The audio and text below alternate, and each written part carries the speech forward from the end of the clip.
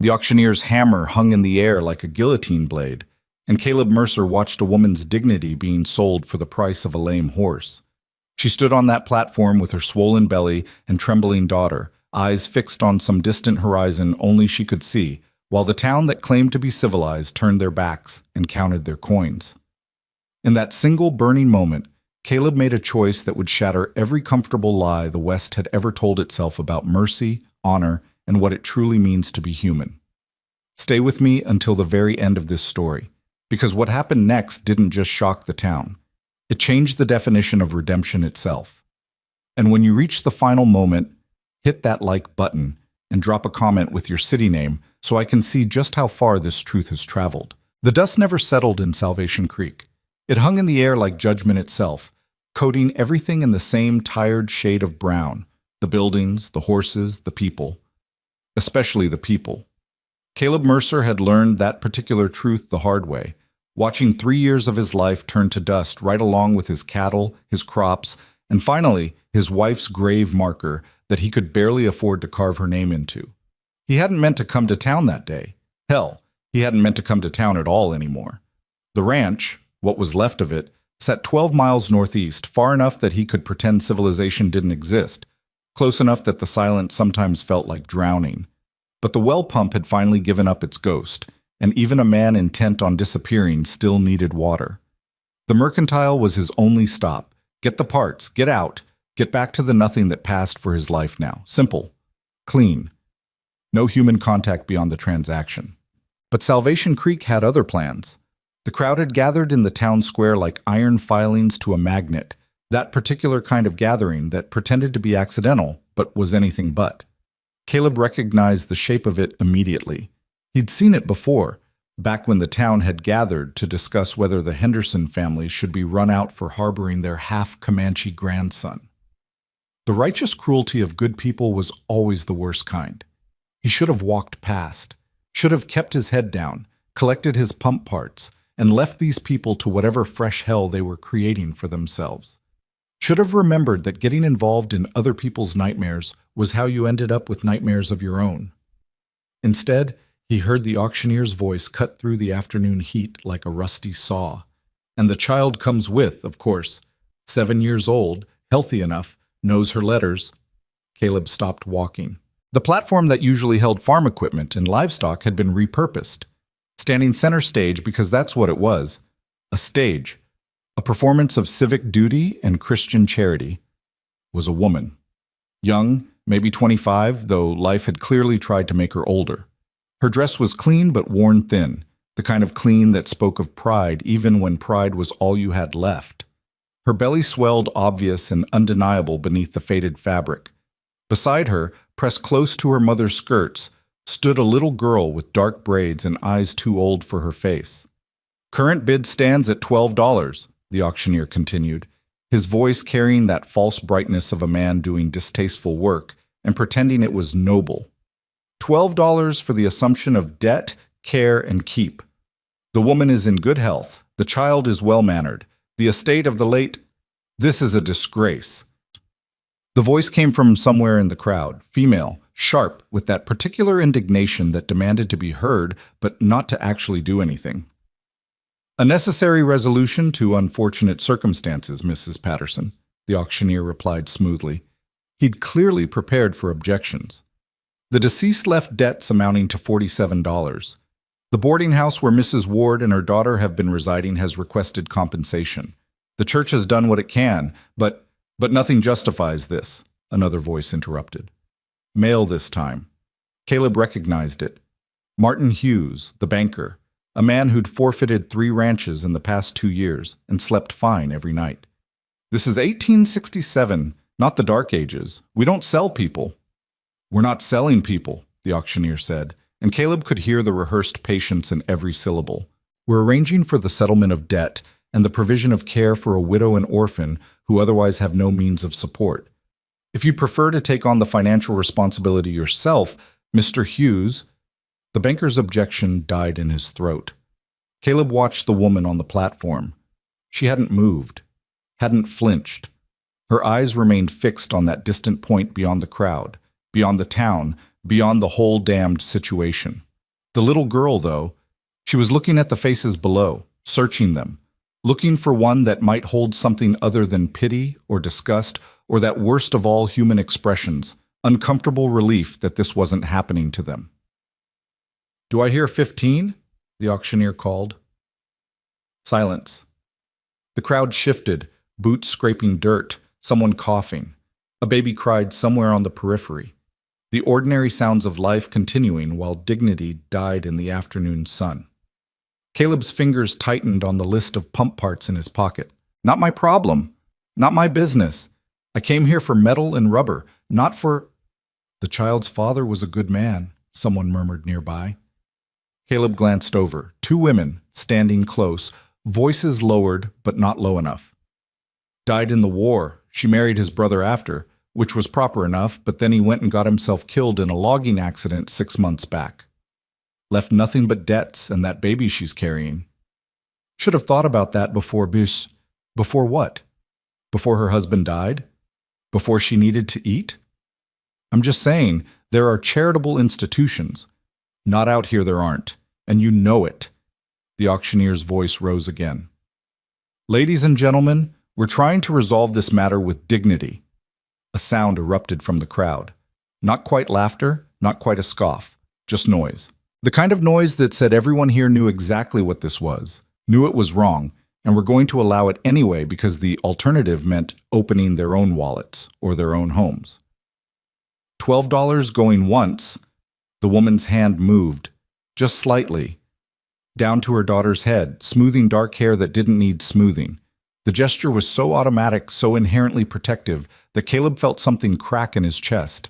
Some piece of scar tissue that had been holding together for 3 years suddenly giving way.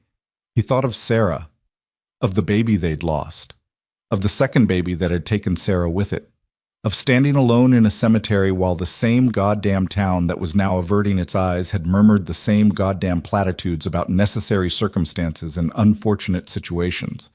Going twice?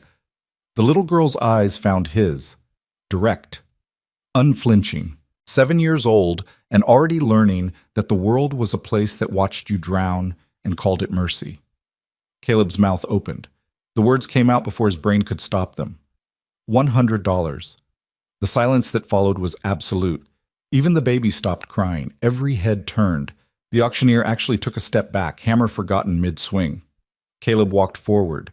The crowd parted like he was carrying plague, which maybe he was.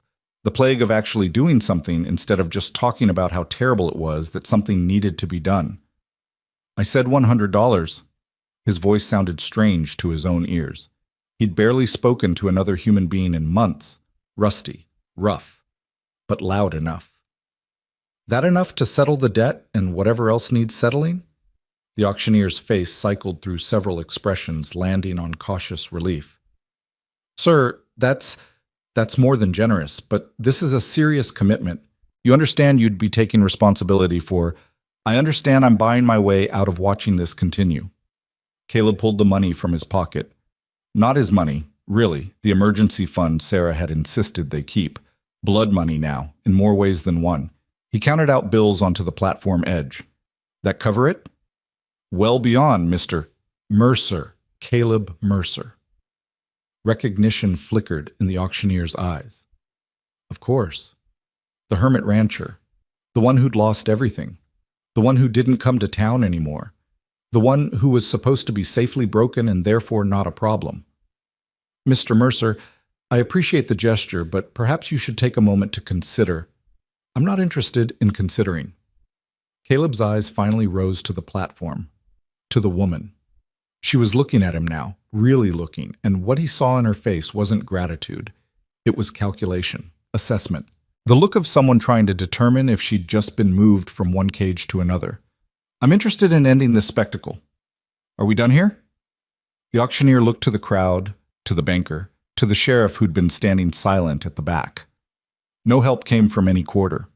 They were too busy being shocked, being relieved, being scandalized, being anything except helpful. Yes, I suppose we are. If there are no other bids." He paused, hopeful. No one spoke. "Then I declare this matter settled. Mr. Mercer assumes all debts and responsibilities pertaining to Mrs. Elena Ward and her daughter, Ivy Ward, as of this date. May Providence smile upon this arrangement. Providence had its chance. Caleb gathered the remaining bills, then looked up at the platform again. At Elena. At Ivy. You have belongings somewhere? Elena's voice, when it came, was quiet, but steel reinforced. At the boarding house. We'll collect them. I'm sure you can do a lot of things, Mrs. Ward. Caleb cut her off, but gently. Right now, what you're going to do is get down from that platform and walk away from these people with your head up. You can hate me later if you want, but you're done being their entertainment. Something flickered in her eyes. Still not gratitude, not trust, but maybe, just maybe, the smallest recognition that he'd meant what he said. The little girl, Ivy, moved first. She stepped to the platform edge, and Caleb reached up without thinking, lifting her down. She was lighter than she should be, too light. He set her on the ground carefully, and she immediately pressed back against her mother's skirts as Elena descended the stairs on her own, refusing any offered hand. The crowd stayed silent, watching, always watching. Caleb met a few eyes as he turned. The banker looked uncomfortable. Mrs. Patterson looked scandalized. The sheriff looked carefully neutral. The rest just looked away. Mr. Mercer. The auctioneer's voice followed them. The papers will need to be, bring them to the ranch, 12 miles northeast. You know the one. Caleb didn't stop walking. Elena fell into step beside him, one hand on Ivy's shoulder, the other supporting her belly. Or burn them, I don't particularly care. The walk to the boarding house took 10 minutes. Elena didn't speak. Ivy didn't speak. Caleb didn't speak. What was there to say? The transaction was complete. The crowd would talk for weeks, and none of it mattered because the moment he'd opened his mouth in that square, he'd crossed a line he couldn't uncross. The boarding house was exactly what he'd expected. Shabby genteel, the kind of place that took in people with nowhere else to go and made them pay for the privilege of being reminded of that fact.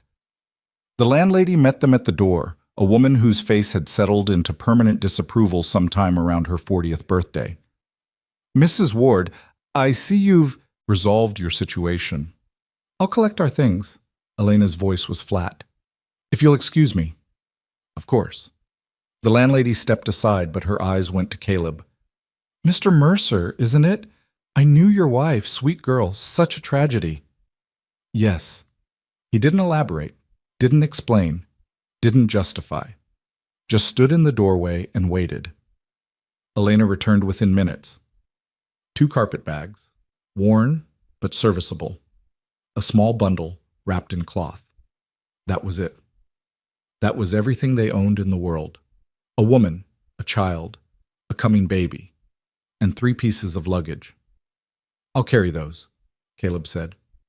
I'm capable. I know you are. I'm carrying them anyway. Elena studied him for a long moment, then handed over the bags. Thank you, Mrs. Brennan, she said to the landlady, and Caleb heard the effort it took to keep her voice civil. For your hospitality. Yes, well. Mrs. Brennan's discomfort was palpable. I hope this arrangement works out for you. The words hung in the air, heavy with implication. I hope you know what you're doing. I hope you don't regret this. I hope you're not making the mistake everyone thinks you're making. Caleb turned without responding and headed for his wagon. It was parked behind the mercantile, the bed already loaded with the pump parts he'd come for. He set the carpet bags beside them, then helped Ivy up onto the bench seat. Elena climbed up on her own, her movements careful, protective of the life she carried. He took the reins, clicked his tongue.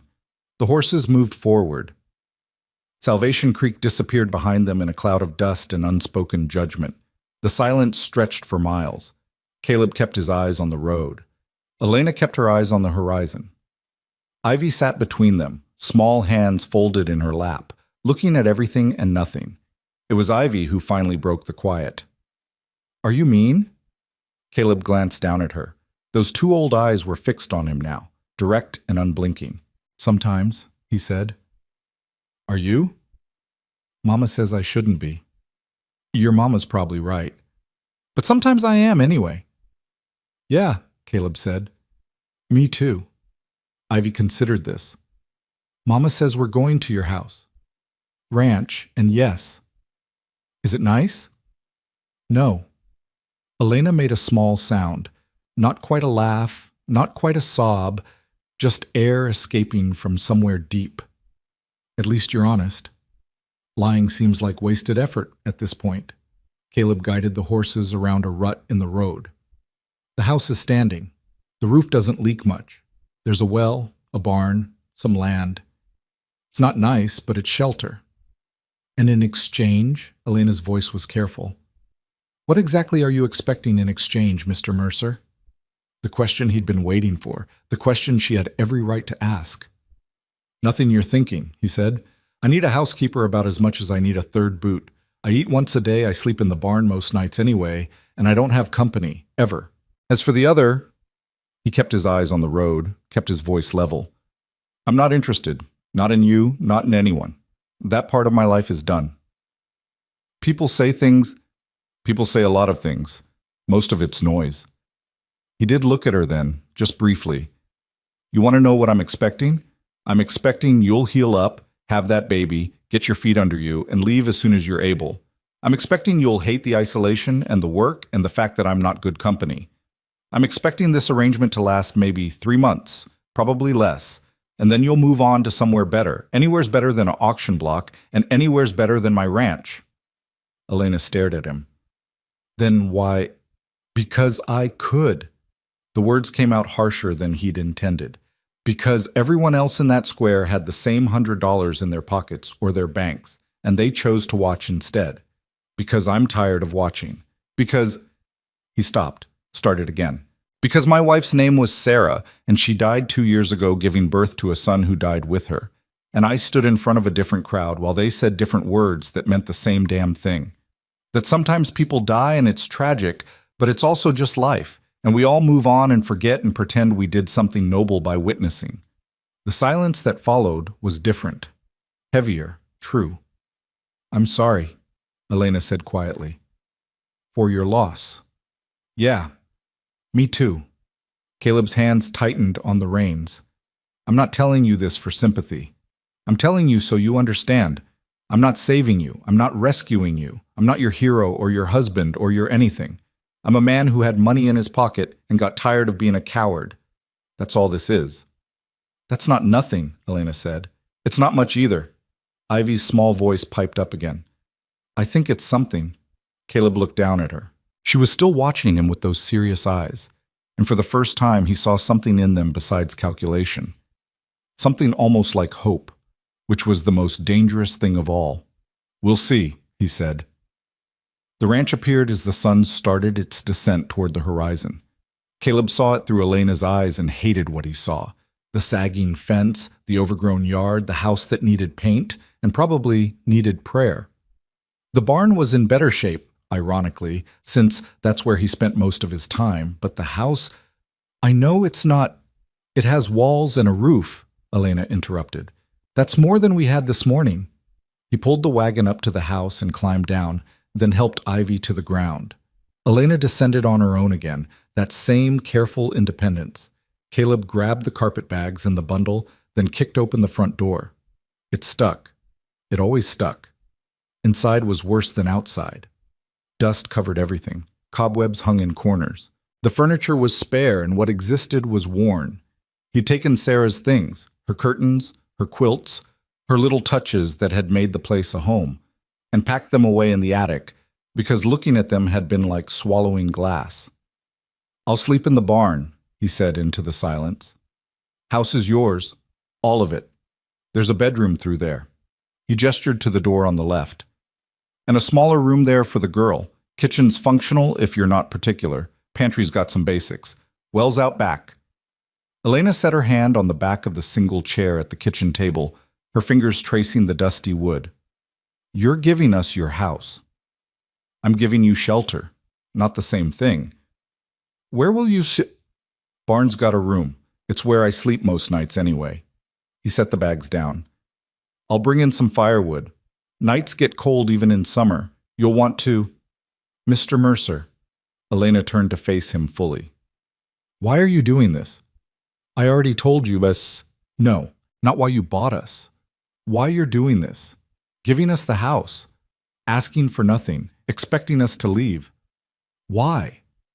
Caleb looked at her, really looked at her, and saw a woman trying to find the catch, the trap, the hidden price, because there was always a price.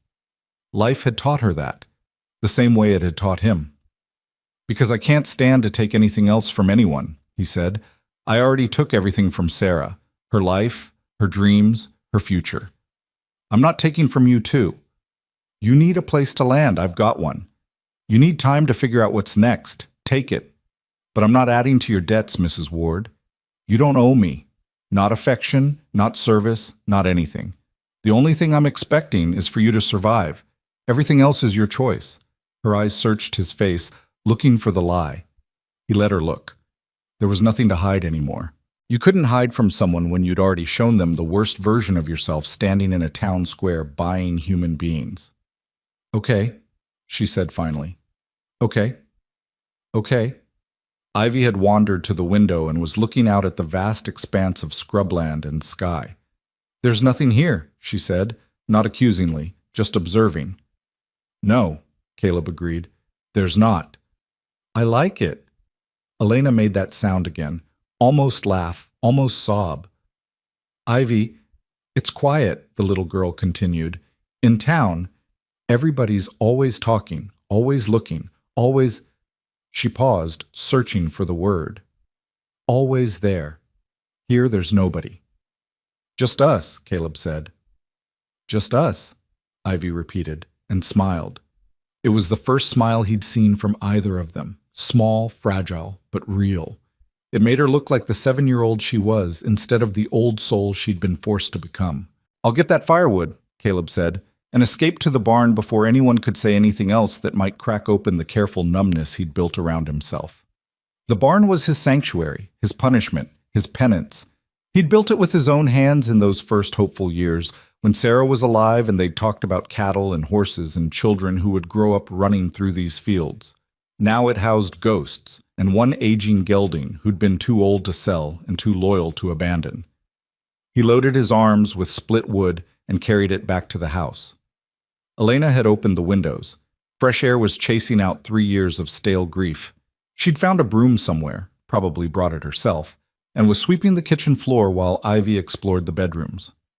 There's a pump in the kitchen, Caleb said, setting the wood by the fireplace. Water's clean. Outhouse is behind the barn. It needs some maintenance, but it functions. I'll work on that tomorrow. You don't have to. I have to do something with my time. Might as well be useful. He straightened, brushed bark from his shirt. I'll leave you to settle in. If you need anything, I'll be... In the barn. Elena leaned on the broom. You've said. Right.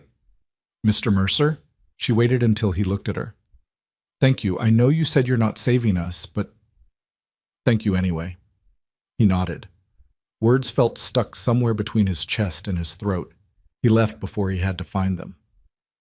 The sun was fully down by the time he reached the barn. The gelding, General, named by Sarah in a fit of romantic nostalgia, nickered a greeting. Caleb fed him, checked his water, then climbed the ladder to the loft where he'd made his sleeping space. A bedroll, a lantern, a box of books he never read anymore. Everything a man needed to exist without living. Through the loft's small window, he could see the house. Light glowed in the kitchen window, then in the bedroom window. Then the smaller room where Ivy would sleep. Life returning to spaces that had been dead for so long. He'd meant what he'd said. He expected them to leave, expected Elena to realize that isolation and a broken rancher were not an improvement over town judgment, expected her to find a better situation, a better life, a better everything. But for tonight, for this moment, there was light in his dead house. There was a child's laugh drifting across the yard as Ivy discovered something, a doll maybe, left behind from before. There was the sound of life. Caleb lay down on his bedroll and stared at the barn's ceiling beams. What the hell had he done? Not saved anyone, he knew that. Couldn't save what was already broken, including himself. But maybe, for a few weeks or months, he'd given 2 people a place to breathe, a place to land, a place to be nothing except alive. It wasn't heroic, it wasn't noble, It was just the bare minimum of human decency that everyone else in Salvation Creek had decided was too expensive. Outside, the night sounds began. Crickets, coyotes, wind through grass.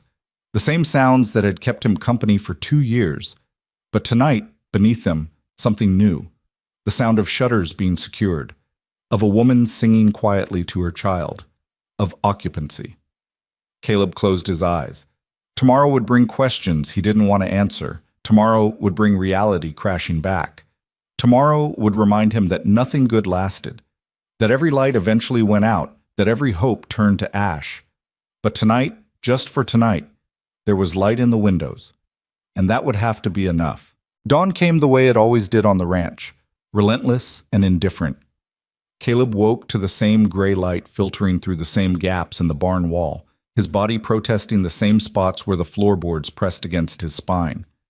For a moment, in that space between sleep and consciousness, he forgot. Forgot about yesterday. Forgot about the auction. Forgot about the 2 lives he'd complicated by trying to simplify his conscience. Then he heard it. The creak of the house's back door, the splash of water from the pump, the soft murmur of a woman's voice telling her daughter to be careful, to not spill, to wash her face properly. Reality settled back onto his shoulders like a yoke. He descended the ladder slowly, his joints cracking in the cold morning air. General huffed expectantly from his stall, and Caleb fed him first. That routine at least remained unchanged. Then he stood in the barn doorway, looking across the yard at the house that was his but wasn't, trying to figure out what the hell came next. The answer presented itself in the form of Elena Ward emerging from the house carrying a bucket. She'd changed from yesterday's worn dress into something even simpler, a work dress, faded blue, with the sleeves already rolled up despite the morning chill. Her dark hair was pulled back in a practical bun. She moved with purpose toward the chicken coop, which hadn't held chickens in 2 years. Caleb watched her discover that fact, watched her stand there for a moment, bucket in hand, staring at the empty roosts. Then she turned, and her eyes found him across the yard. Neither moved. Neither spoke. The distance between the barn and the house suddenly felt vast and unbridgeable. Finally, Elena set down the bucket and walked toward him. Not hurried, not hesitant, just steady.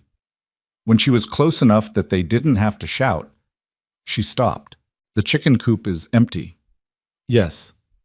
When did you last keep chickens? 2 years? Maybe 3? He couldn't quite remember. Time had a way of blurring when you stopped marking it with anything except sunrise and sunset. I thought I could earn my keep. Cook, clean, tend animals. Her voice was matter of fact. But there's no animals to tend except that horse, and from what I can see, you've been cooking and cleaning for yourself just fine without help. I told you yesterday. I know what you told me. Elena crossed her arms, not defensive, just containing something. But I also know that nothing in this world is free, Mr. Mercer. Everything has a price.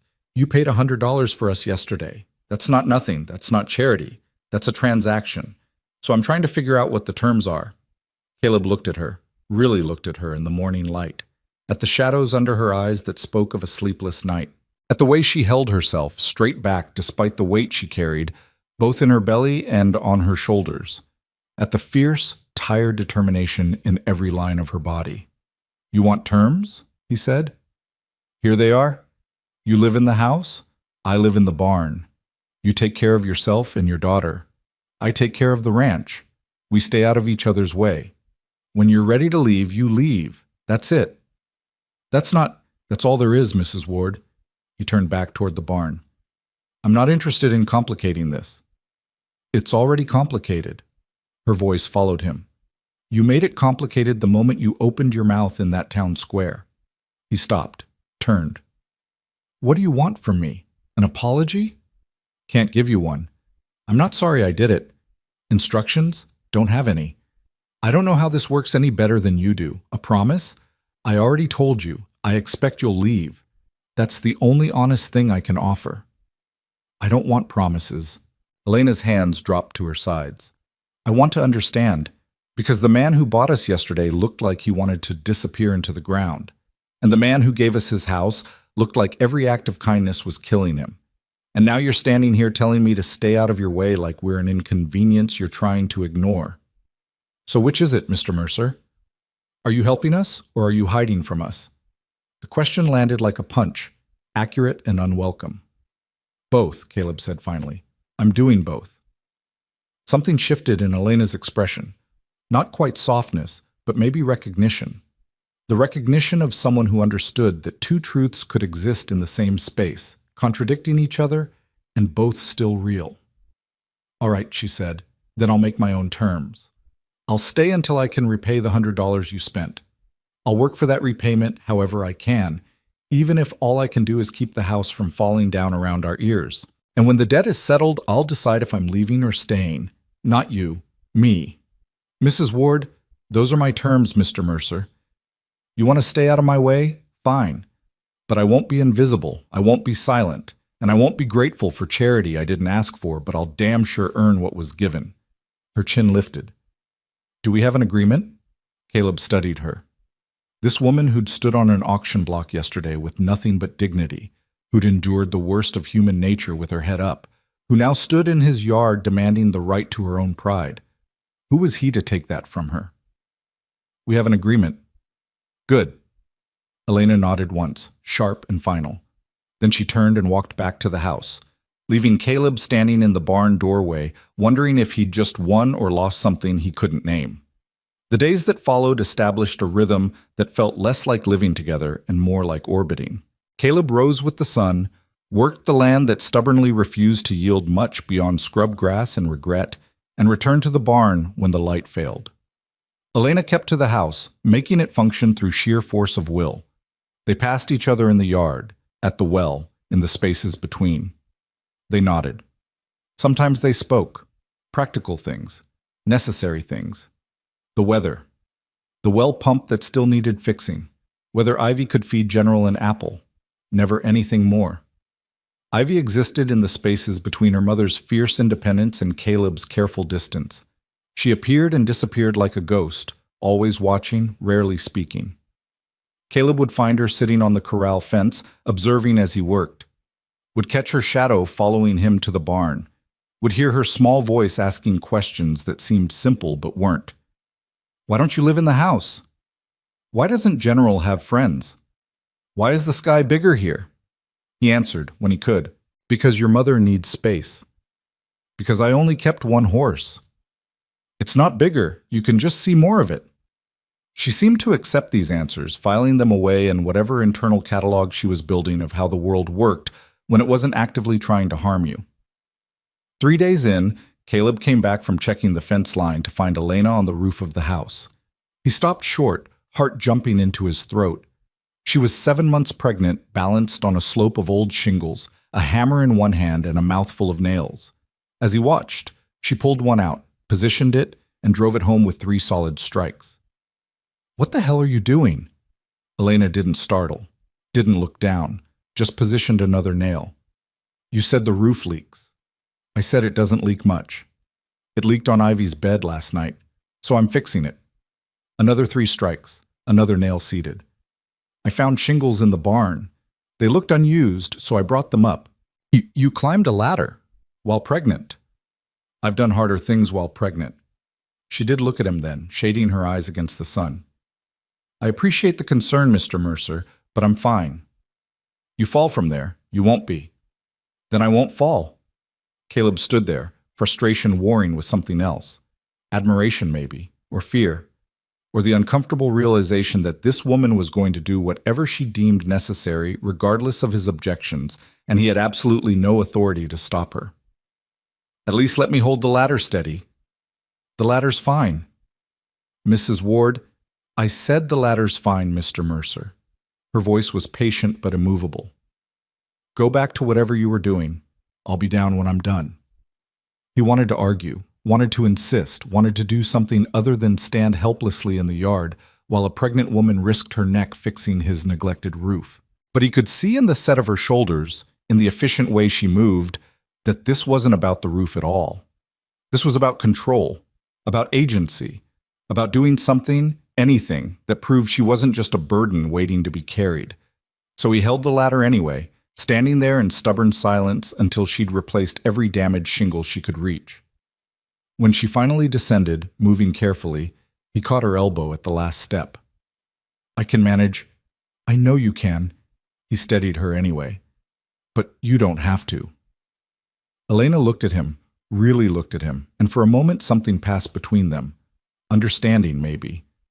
Or just the acknowledgement that they were both trying to survive this strange arrangement in the only ways they knew how.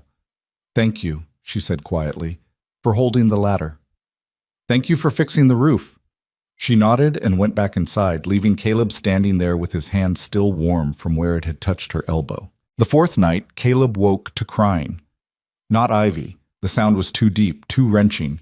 He was out of the loft and across the yard before conscious thought caught up with his body. The house door was unlocked. He pushed through, following the sound to Elena's bedroom. She was sitting on the edge of the bed, doubled over, hands pressed to her belly. Ivy stood in the doorway in her nightgown, face white with fear. "What happened?" Caleb's voice came out harder than he meant. "Nothing." Elena's breath hitched. "It's nothing. Just—" Another wave hit her. She gasped, folding further. "That's not nothing." Caleb crossed to her. "How long has this been happening?" "An hour, maybe less. It's too early. It can't be—" Her words dissolved into a sob that was more fear than pain. Caleb's mind raced. 7 months. She was 7 months along. Too early, like she said. Too early, and too far from town, and too far from any help that mattered.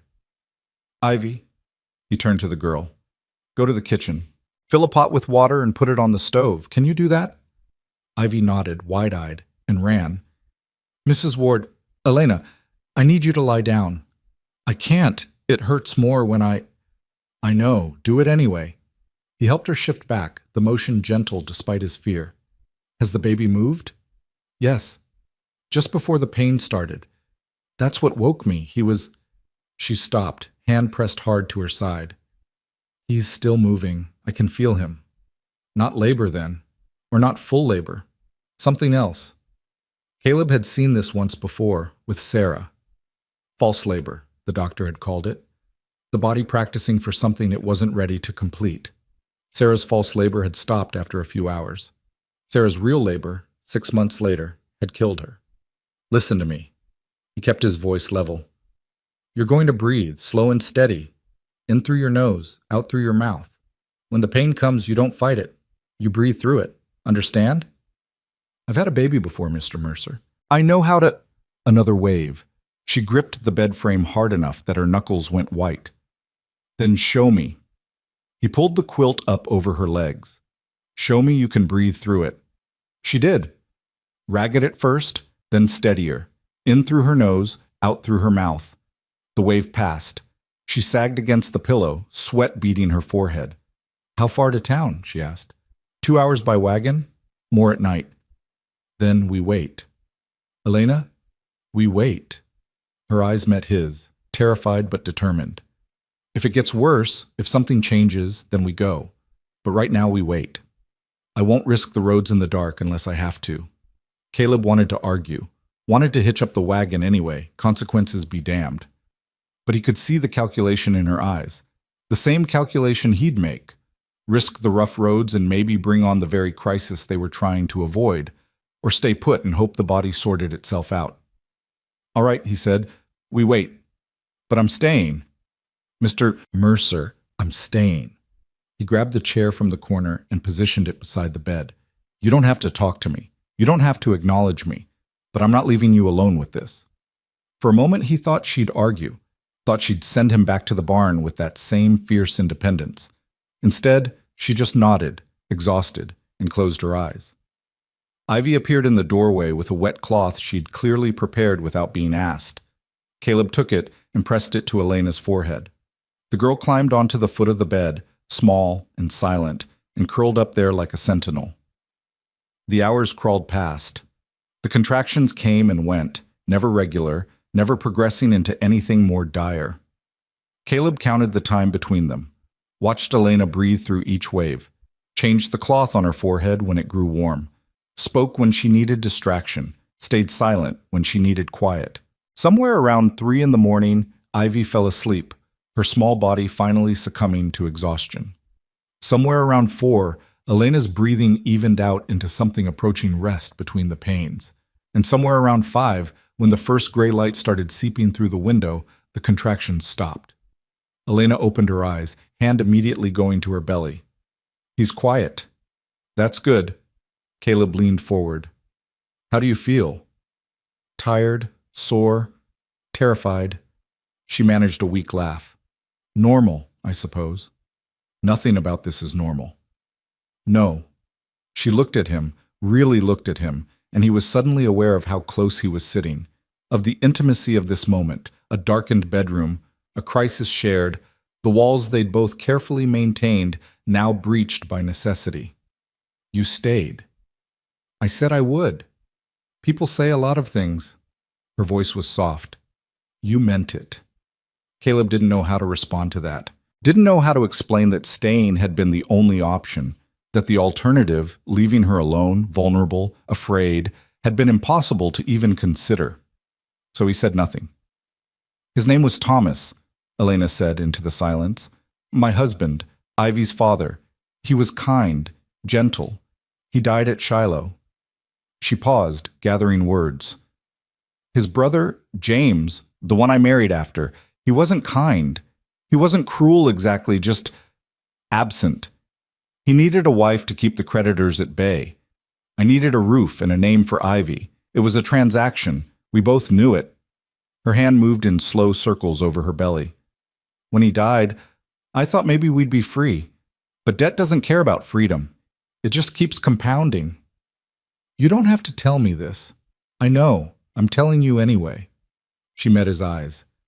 "You stayed with me tonight through something private and frightening and messy. That means something, even if you don't want it to." Caleb stood, suddenly needing distance, needing the walls back in place. "You should rest. Real rest. The baby's settled. You're out of danger." "Am I?" Elena's question wasn't about the baby. He looked at her, this woman who'd been sold like property, who'd climbed on his roof pregnant, who'd endured hours of pain with nothing but breath and will. This woman who was dangerous in ways that had nothing to do with threat and everything to do with the slow, terrible possibility of mattering. "Get some sleep, Mrs. Ward." He left before she could say anything else, before Ivy could wake and see him there, before the sunrise could illuminate exactly how far he'd strayed from the careful distance he'd promised himself. Back in the barn, he didn't sleep. He sat in the loft, watching the house, watching the window of Elena's room, making sure no light rekindled that would signal trouble returning. And when the sun finally cleared the horizon and Ivy emerged to feed the chickens that didn't exist, he climbed down and went back to work, pretending the night hadn't changed anything. But it had. The next week passed in careful navigation of this new territory. Elena recovered slowly, staying in the house more, resting when her body demanded it. Ivy took on small tasks without being asked, gathering eggs from the imaginary chickens, which actually meant collecting fallen apples from the one surviving tree, sweeping the porch, talking to General when Caleb was working nearby. And Caleb found himself drifting closer to the house, fixing the porch step that sagged, oiling the hinges on the kitchen door, installing a new pump handle that didn't stick. Small things, necessary things, things that just happened to require him to be near. He told himself it was practical. The house needed maintenance. He was just being efficient. He knew he was lying. 8 days after the false labor, Caleb came back from town, a trip he'd made to get supplies and specifically to avoid any questions about his new living situation, to find Ivy waiting by the barn. "Mama wants to talk to you." His heart dropped. This was it. She'd decided to leave. She'd found somewhere better, someone better, some solution that didn't involve living in isolation with a broken rancher who couldn't even manage basic human connection. "All right." He followed Ivy to the house. Elena was in the kitchen, and spread across the table was fabric. A lot of fabric. Caleb recognized it. The curtains from his and Sarah's bedroom, the ones he'd packed away because looking at them had been unbearable. "I found these in the attic," Elena said without preamble. "I hope that's all right.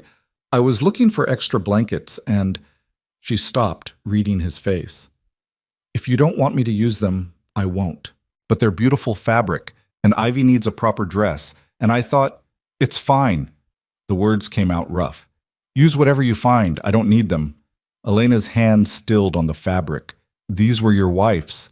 They were curtains. They were hers. Elena's voice gentled. Mr. Mercer, I can find something else. I said use them. He turned toward the door, then stopped, turned back. Sarah would have liked that. Knowing they were being used for something, she hated waste, hated things sitting idle when they could be useful. He forced himself to look at the fabric, at the cheerful yellow print Sarah had been so proud of. Make your daughter a dress. Make yourself one too, if there's enough, Sarah would have insisted. He left before Elena could respond, before the tightness in his chest could become something more visible. But as he crossed the yard, he heard Ivy's voice drift through the open window. Mama, why is he sad? Because remembering people we loved is sometimes the same as missing them. Do you miss my papa? A pause. Then, every day, sweetheart, every single day. Caleb kept walking. 2 weeks became 3. The heat of summer pressed down on the ranch like a weight. Caleb worked through it, driving himself harder than necessary, coming back to the barn exhausted enough that sleep came without thought. Elena worked too, he noticed. Despite the heat, despite her condition, despite everything. The house slowly transformed, not back to what it had been, but into something new, cleaner, more organized, lived in, and Ivy bloomed. It was the only word for it. The watchful, wary child from the auction platform began to unfold into someone lighter. She laughed at General's attempts to steal her apples. She sang while she swept the porch. She ran, actually ran, arms wide, through the scrub grass like it was a palace garden. Caleb tried not to notice. Failed. She likes it here. Elena's voice came from behind him. He was fixing the corral fence, and he hadn't heard her approach. I thought the isolation would be hard on her, but she thrives on it. Kids are adaptable. Some kids. Elena leaned against the fence post. Ivy's father used to say she had an old soul, that she'd seen too much in her short life. The war, the poverty after, She stopped. Other things. I thought maybe she'd forgotten, but you can't forget what shapes you. Caleb hammered another nail, the sound sharp in the afternoon air. She seems happy now. She is, which terrifies me. He looked up at that. Elena's eyes were on her daughter, who was currently trying to teach General to bow like a gentleman. When you're happy, you have something to lose. When you have something to lose, you're vulnerable. And when you're vulnerable, her hand moved to her belly in that unconscious protective gesture. The world tends to take notice. So you'd rather she stayed miserable? Stayed guarded? I'd rather she stayed safe. Elena's voice cracked slightly. But I don't know how to give her that. I don't know how to give either of my children that. Caleb set down the hammer. You're doing it, right now, keeping them fed, sheltered, away from people who'd hurt them. That's safety. For how long? We can't stay here forever. Why not? The question surprised them both. Elena turned to look at him fully. Because this isn't our home, Mr. Mercer. It's yours. You're just what? Borrowing it? Passing through? He straightened, wiping sweat from his forehead. I told you when you got here. The house is yours as long as you need it. That hasn't changed. But the $100 was spent the moment I bid. The debt settled, Mrs. Ward, has been from the beginning. He picked up the hammer again, needing something to do with his hands. You want to leave, leave. But don't leave because you think you owe me something, or because you think you're not welcome. Leave because you want to, or stay for the same reason. Elena was quiet for a long moment. When she spoke, her voice was careful. What do you want, Mr. Mercer? I want...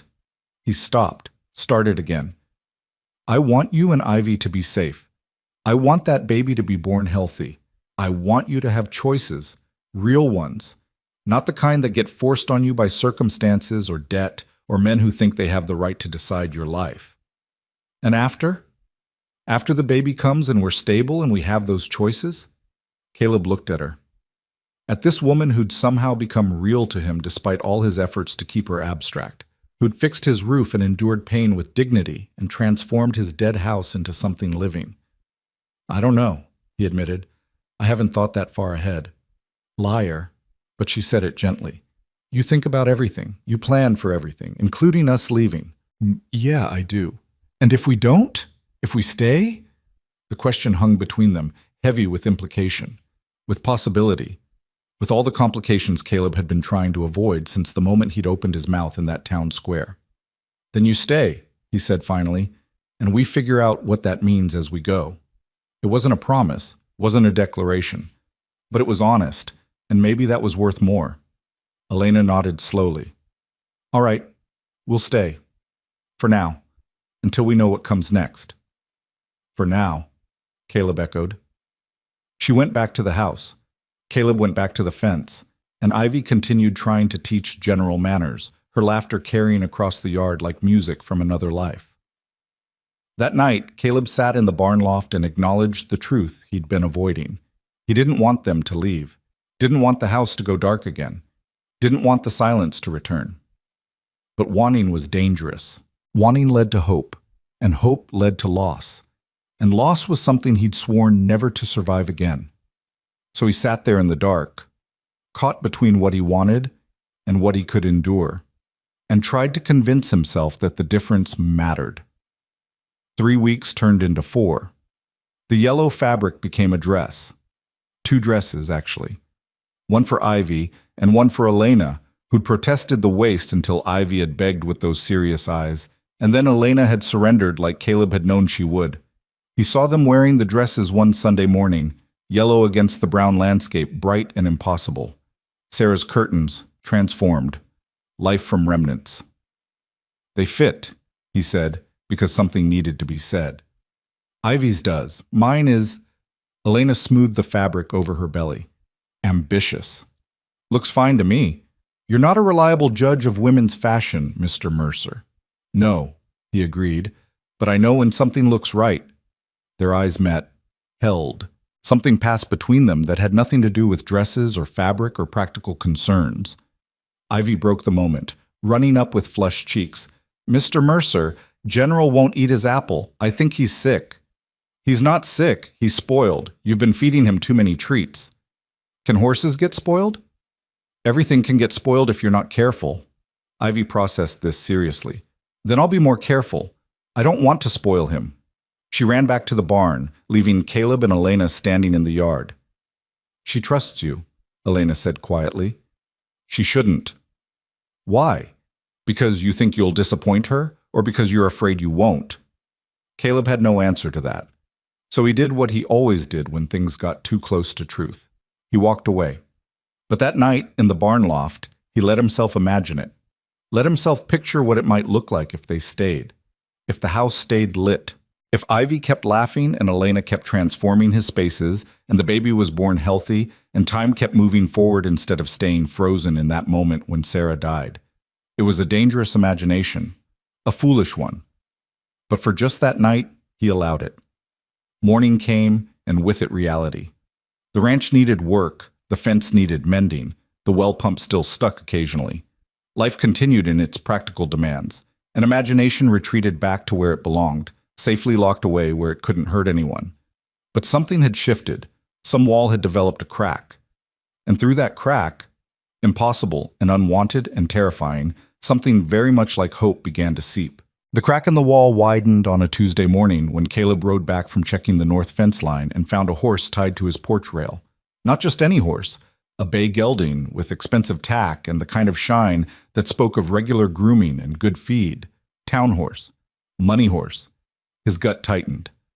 Elena stood in the doorway, one hand on the frame, the other pressed protectively across her belly. Her face was pale, composed, but Caleb had learned to read the small signs. The tension in her shoulders, the way she held herself absolutely still, like movement might shatter something fragile. Behind her, visible through the open door, stood a man. Tall, well-dressed in a way that seemed aggressive out here, suit jacket despite the heat, boots polished to a mirror shine. He was talking, gesturing, his voice carrying across the yard in pieces. Completely inappropriate. Family obligations. Think about the child. Caleb dismounted and approached slowly, giving Elena time to see him, to signal if she needed him to intervene or stay back. She met his eyes and gave the smallest shake of her head. Not yet. Not unless. He tied his horse anyway and walked to the porch. The man's voice cut off mid-sentence as Caleb's shadow fell across the threshold. Mr. Mercer. Elena's voice was carefully neutral. This is Grant Ward, my late husband's brother. Of course he was. Caleb should have guessed. The family resemblance was there in the jaw, the build, though this man had none of the absence Elena had described in James. Grant Ward was aggressively present in every gesture, every breath. Mr. Ward. Caleb didn't offer his hand. Grant's eyes swept over him with the kind of assessment men made when they were measuring another man's worth and finding it wanting. So you're the one who bought my sister-in-law at auction. I'm the one who ended a spectacle no one else had the spine to stop. How noble. Grant's smile didn't reach his eyes, though I have to wonder about the motivations of a man who'd take in a pregnant widow and her child, particularly a man with your reputation. Caleb felt his hands curl into fists, forced them to relax. My reputation? Hermit, recluse, the rancher who lost everything and withdrew from civilized society. Grant's voice was smooth, practiced, the voice of a man used to courtrooms or boardrooms or anywhere words were weapons. Some in town wonder if you're quite stable, Mr. Mercer, taking on such responsibilities in your condition. Grant, Elena's voice cut through, sharp as glass. That's enough. Is it? Because from where I stand, my brother's widow and child are living in isolation with a stranger. My brother's unborn child, my blood, is being raised in circumstances that are, at best, questionable. Grant turned his attention back to Elena. I came here to offer you a proper solution. Come back to Denver with me. I have a house, resources, family who can help with the children. You'll want for nothing. Except freedom. Elena's words were quiet but iron-backed. Freedom? Grant laughed, and the sound made Caleb's teeth clench. Freedom to what? To live in the middle of nowhere with a man you barely know? To raise James's child in poverty? To pretend this arrangement is anything other than careful? Caleb's voice was soft, dangerous. Choose your next words very carefully. Grant's eyes snapped to him. Or what? You'll throw me off your property? I'm here on a family matter, Mr. Mercer. This doesn't concern you. Everything on this property concerns me. Caleb stepped onto the porch, closing the distance. Not threatening, just present. And you're standing on my porch insulting a woman under my roof, so it very much concerns me. Your roof that you installed her under after purchasing her like livestock. The words landed like a slap. Caleb felt them hit, felt the old shame rise. Because Grant wasn't wrong, was he? Not about the basic facts. Caleb had bought her, had brought her here, had created this entire situation that now left her vulnerable to exactly this kind of claim. But then Elena moved, stepped forward, positioning herself between them. I wasn't purchased like livestock, Grant. I was removed from a humiliating situation by someone who saw it for what it was, a disgrace masquerading as civic duty.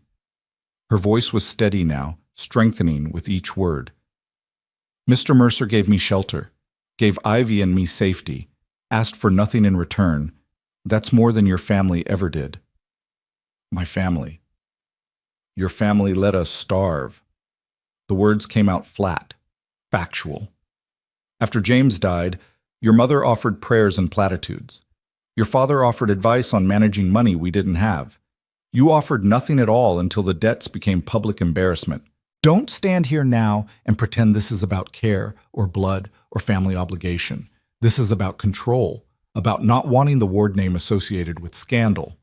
Grant's face hardened. You're carrying a Ward child, Elena. That gives me rights. No. Elena's hand moved to her belly. It doesn't. This child is mine. James is dead. Your claim died with him. The law might see it differently. Then let the law decide. Caleb's voice cut through. But until then, Mrs. Ward stays here, by her choice, and you leave. Now. Grant's attention swung back to Caleb, and something cold entered his expression, something calculating. I see. So that's how it is. The grieving widower and the desperate widow. How convenient for you both. Get off my land! Or you'll what? Assault me? In front of witnesses? Grant gestured toward the yard, and Caleb realized Ivy was there, half hidden behind the water trough, watching everything with those two old eyes. That would certainly help your case. Caleb forced his breathing to steady, forced his hands to stay loose. This man wanted a fight, wanted Caleb to lose control, to give him ammunition for whatever legal or social warfare he was planning. I don't need to assault you, Caleb said quietly. I just need to stop being polite. This is private property. You're not welcome here. Leave, or I'll have the sheriff remove you for trespassing. The sheriff is a reasonable man, I'm sure once I explain the situation. The sheriff is a man who will uphold property rights. Caleb met Grant's eyes. And this property is mine. These people are under my protection. You want to contest that legally? Go ahead. But you'll do it from town, not from my porch. For a long moment, the air stretched tight as wire. Grant's jaw worked, calculation visible behind his eyes. Then he smiled, cold and knowing. This isn't over, Elena. That child you're carrying deserves better than this. James would have wanted, James is dead. Elena's voice broke on the words. He's dead, and he left us with nothing but debt and grief. You want to honor his memory? Then respect his widow's choices. But you won't, because this was never about James. It was never about me or Ivy or this baby. It's about your pride, about not having a ward raised in circumstances you deem beneath you. You think you're safe here? Grant's voice dropped, intimate and poisonous. You think this man will protect you when the novelty wears off? When the town's judgment gets too heavy? When you become more trouble than you're worth? He looked at Caleb. Men like you don't save people, Mr. Mercer. You collect them like broken things, thinking fixing them will fix what's broken in you. But it never does. And when you realize that, where do you think she'll be? The words hit deeper than Caleb wanted to admit. Hit the fear he'd been carrying since the auction, the certainty that this couldn't last, that he'd fail these people the same way he'd failed Sarah. But before he could respond, Elena spoke. Mr. Mercer isn't trying to fix anything. He's just trying to live with basic human decency. You should try it sometime. She turned to Grant fully. I'm not coming to Denver. I'm not subjecting my children to your version of family. I'm staying here, where I'm respected and safe and free to make my own choices. If you try to take that from me, I'll fight you, and I promise you, Grant, I've survived worse than your disapproval. Grant's face went through several expressions before settling on cold dismissal. We'll see how long your defiance lasts. Winter's coming. This ranch is barely functional. When the money runs out and the isolation crushes you, don't expect me to offer this opportunity again. He strode off the porch, untied his horse with sharp, angry movements, and swung into the saddle. For a moment he sat there, looking down at them. You're making a mistake, Elena. Both of you. Then he spurred his horse and rode away, dust rising behind him like a parting curse.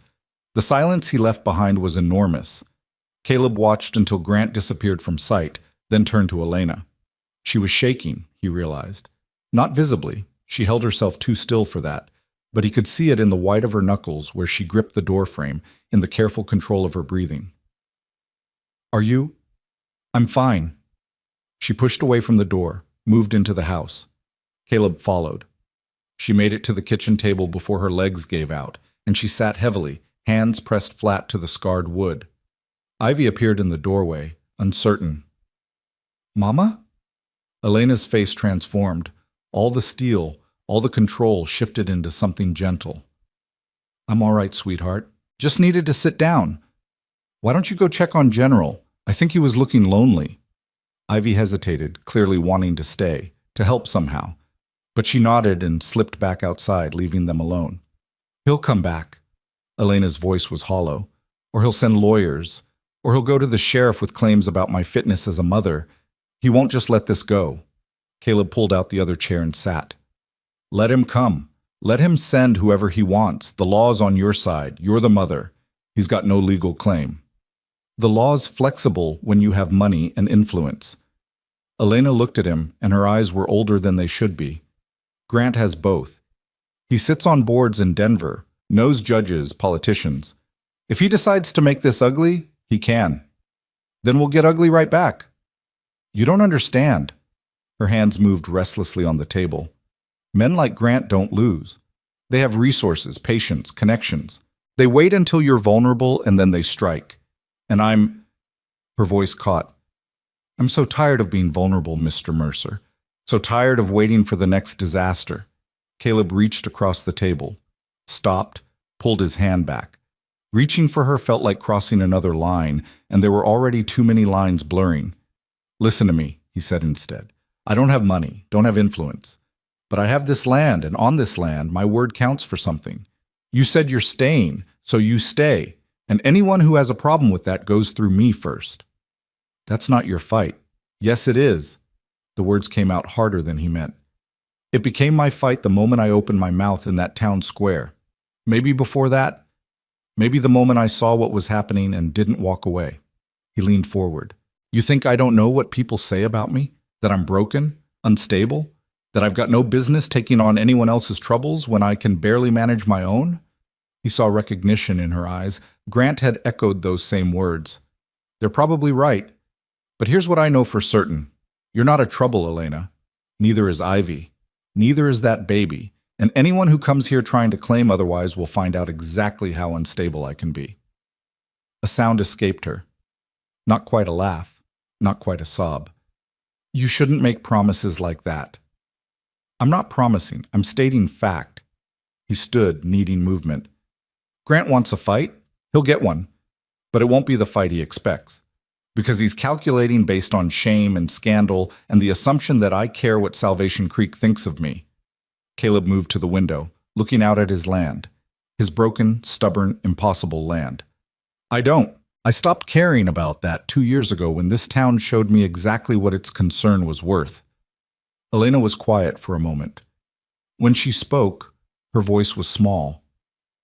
What if he's right? About the winter? About the ranch failing? About me? Caleb turned back. About us not lasting? She nodded. Then we fail. He said it simply, honestly. We do our best and we fail and we figure out what comes next. But we fail on our terms, not his. We fail because life is hard and circumstances are cruel, not because we surrendered to a man who thinks money gives him the right to decide how people live. You make it sound simple. It's not simple. Nothing about this is simple. Caleb crossed back to the table. But it is clear. You want to stay, you stay. You want to leave, you leave. But it's your choice, Elena. Not Grant's, not the town's, not even mine. Yours. She looked up at him. This man who'd somehow become more than a stranger, more than a reluctant host. This man who stood between her and the world's cruelty with nothing but stubborn will and land that barely sustained him. I want to stay, she said quietly, even knowing what's coming, even knowing it might all fall apart. I want to stay. Then you stay. The decision hung between them, simple and terrifying. Outside, Ivy's voice drifted through the window, talking to General in that serious way she had, explaining about the man who'd come and gone and why Mama was upset, but it was going to be okay. Caleb hoped the girl was right. The days after Grant's visit felt different, heavier, like waiting for a storm you could feel in your bones but couldn't see on the horizon. Caleb caught himself scanning the road more often, listening for approaching horses. Elena moved through the house with that same careful control, but he could see the tension in every gesture. Ivy felt it too. She stayed closer to the house, her brief blooming into carefree childhood contracting back toward wariness. 4 days after Grant left, the sheriff arrived. Caleb was working the well pump. The damn thing had finally given up completely when he saw the dust rising from the road. One rider. Unhurried. When the figure resolved into Sheriff Tom Morrison, Caleb set down his tools and waited. Morrison was a fair man, as far as such things went. He'd been the one to tell Caleb about Sarah's death when it happened, had stood silent at the grave, had left him alone when alone was what Caleb needed. Now he dismounted carefully, like a man carrying an unpleasant duty. Caleb? Tom? Got a few minutes? Seems I do. Morrison glanced toward the house. Elena had appeared on the porch, Ivy beside her. Maybe we could talk private? Nothing you need to say can't be said in front of Mrs. Ward. It's her business we're discussing, I imagine. The sheriff's mouth tightened. Grant Ward came to see me, had some concerns. I bet he did. Said his sister-in-law and niece are living out here in questionable circumstances. Said the arrangement raises questions about propriety and the welfare of the child. Children, he corrected, nodding toward Elena's belly. And what do you think, Tom? Morrison took off his hat, turned it in his hands. I think Grant Ward is a man used to getting his way and doesn't much like being told no. I also think I've got a job to do, which includes making sure no one's being held against their will or in danger. Then ask her. Caleb gestured toward the porch. Ask Mrs. Ward if she's here against her will. They walked to the house together. Elena stood straight, meeting the sheriff's eyes without flinching. Mrs. Ward, Morrison's voice was respectful. I need to ask you some questions. You understand it's just my job. I understand. Are you staying here of your own free will? Yes. Has Mr. Mercer made any demands of you? Any requirements for your continued residence? Elena's expression didn't change. Mr. Mercer has asked nothing of me except that I take care of myself and my daughter. He's given us shelter, space, and respect. Nothing more, nothing less. And you feel safe here? Safer than I've felt anywhere in 2 years, Sheriff. Morrison absorbed this, then turned to Ivy. And you, miss? How are you finding life on the ranch?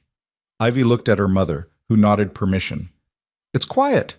I like quiet. You're being treated well. Mr. Mercer lets me feed General apples, and he's teaching me about horses, and he fixed Mama's roof when it leaked. The words came out in a rush, defensive. He's not mean or scary. He's just sad sometimes. Morrison's eyebrows rose slightly. He looked at Caleb, something that might have been sympathy crossing his face. I see. Is that all, Sheriff? Elena's voice was polite but firm. Or did Grant have other accusations he'd like you to investigate? He's concerned about the coming winter, about whether this ranch can adequately provide. I've survived worse winters with less. Elena cut him off. I appreciate your concern, but as you can see, we're fine. We're fed, we're sheltered, and we're here by choice. If that's not sufficient for Grant Ward, perhaps he should examine why a woman would prefer isolation to his hospitality. Morrison nodded slowly. That's fair. He turned to Caleb.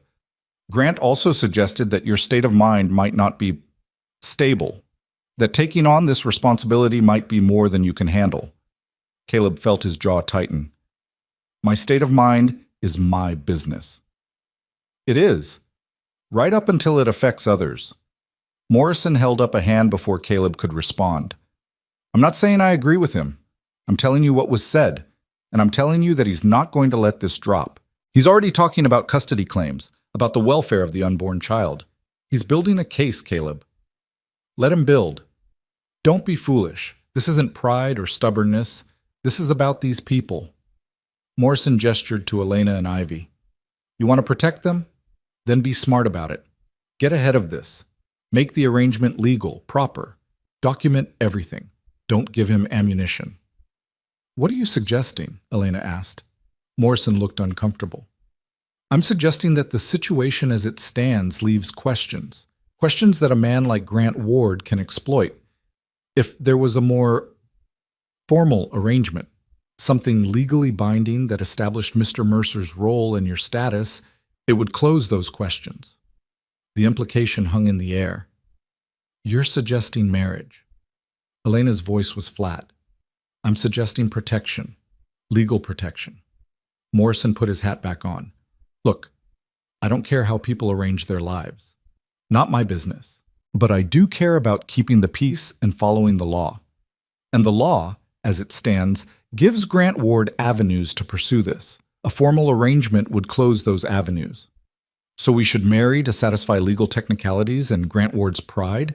Caleb's voice was sharp. I'm saying you should do whatever keeps these people safe. Morrison's eyes met his. You bought her out of a bad situation, Caleb. Good, but buying isn't protecting, not long term. You want to actually help? Then think past tomorrow. The sheriff left shortly after, his duty discharged. Caleb and Elena stood on the porch, watching him disappear down the road. "He's not wrong," Elena said finally. "I'm not marrying you to spite Grant Ward. I'm not suggesting you should." She turned to face him. "But he's right about the vulnerabilities, about the questions. As long as I'm just here, with no legal connection, no formal standing, Grant can challenge it, can claim I'm being taken advantage of, can push for custody of the baby once it's born. Let him try." Caleb. His name in her mouth was strange, intimate. She'd been calling him Mr. Mercer for weeks. "Listen to what I'm saying. I don't want marriage. I don't want another arrangement based on necessity and convenience. I had that with James, and it was empty and awful. But I also don't want to lose my children, and if marrying you keeps them safe, then I'll do it. I'll stand in front of whoever needs to witness it and say whatever words need saying, but not for you, for them." "That's not—" Caleb stopped, started again. "You shouldn't have to make that choice." "But I do. That's the reality." Her hand moved to her belly. "Fair doesn't enter into it. Then we find another way." "What other way? Hope Grant gives up? Hope the law sides with a penniless widow over a wealthy, connected man?" She shook her head. "I've been hoping for better circumstances my entire adult life, Mr. Mercer. Hope doesn't feed children. It doesn't keep them safe. Action does. Difficult, uncomfortable action." Caleb looked at her. This woman who'd somehow become essential, who stood on his porch talking about marriage like a business transaction because the alternative was losing everything. The practical cruelty of it burned in his chest. "I won't do that to you," he said. "Won't trap you in another empty arrangement." "Then make it not empty." Elena's voice was quiet but steady. "Make it mean something. Not romance, not love, not any of that. Just partnership. Mutual protection. You guard my back, I'll guard yours. We face whatever comes together instead of separately. That's not marriage. Maybe it's better than marriage. Maybe it's actually honest." They stood there in the afternoon heat, the weight of impossible choices pressing down on both of them. Ivy was inside, singing softly to herself, unaware that her future was being negotiated on the porch. Somewhere in Elena's belly, another life waited, equally oblivious to the machinations of adults and law and pride. "I need to think," Caleb said. "Take your time." Elena moved toward the door, then paused. "But Caleb, don't take too long. Grant Ward isn't a patient man, and neither is Winter." She went inside, leaving him alone with the impossible. That night, Caleb didn't sleep. He sat in the barn loft, turning the problem over and over. Marriage as protection, marriage as legal shield, marriage as the only weapon they had against a man with resources and reach. Marriage as the thing he'd sworn never to attempt again. Sarah's ghost haunted every corner of his thoughts, the promises he'd made her, the promises he'd broken by failing to keep her alive, the vow he'd made at her grave to never put another woman in that position, to never again be responsible for someone else's life and dreams. But Elena wasn't asking for his dreams. She was asking for his name, his legal protection, his willingness to stand between her children and the world's cruelty. And maybe, in the darkness of the barn loft, Caleb could admit the truth he'd been avoiding.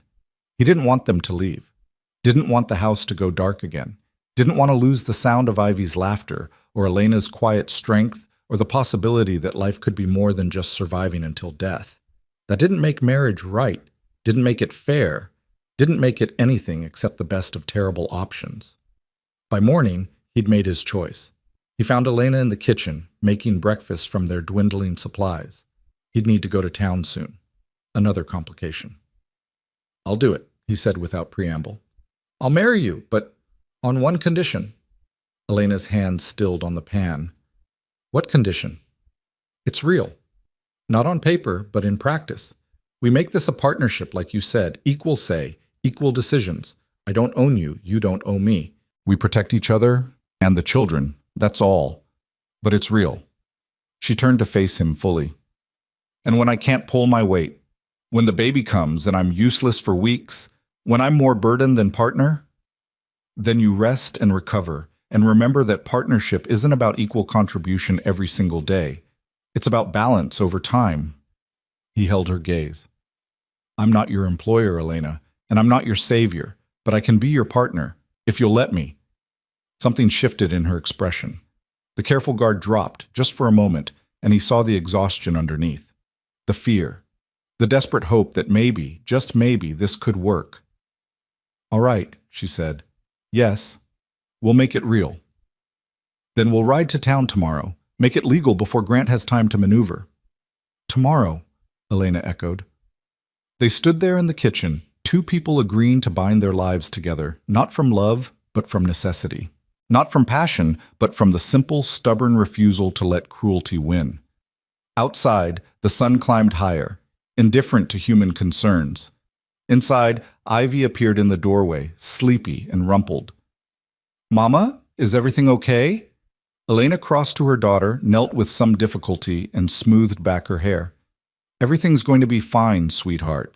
Mr. Mercer and I are going to make sure of it. Ivy looked between them, processing with that eerie childhood wisdom. Are you getting married? Yes, Caleb said before Elena could soften it. We are. Why? The question was simple. The answer wasn't. Because sometimes, Elena said carefully, people need to make promises to each other, official promises, so everyone knows we're family. But we're already family, Ivy said, as if it were obvious. We live together. We take care of each other. That's what family is. Out of the mouths of children. Caleb felt something crack in his chest, the same thing that had cracked when Ivy's eyes found his in the auction crowd. You're right, he said. We are already family. Now we're just going to make it official. Ivy smiled, satisfied with this answer, and went to feed General his morning apple. Elena stood, one hand braced on the chair. She makes it sound simple. Maybe it is, Caleb said. Maybe we're the ones making it complicated. Or maybe she's 7 and doesn't understand what's coming. Maybe. He moved toward the door. But maybe understanding what's coming isn't the same as being ready for it. And maybe being ready is what we make of it when it arrives. He left to start the day's work, leaving Elena in the kitchen with breakfast and choices and the knowledge that tomorrow everything would change. For better or worse, they'd find out together. They rode to town at first light, the wagon wheels cutting through morning mist that clung to the scrubland like reluctance itself. Caleb drove. Elena sat beside him in the yellow dress she'd made from Sarah's curtains, her hands folded carefully over her belly. Ivy perched between them, unusually quiet, sensing the weight of what was happening even if she couldn't fully name it. No one spoke. What was there to say? They were riding toward a ceremony that was equal parts protection and surrender, defiance and desperation. Words would only complicate what needed to remain simple.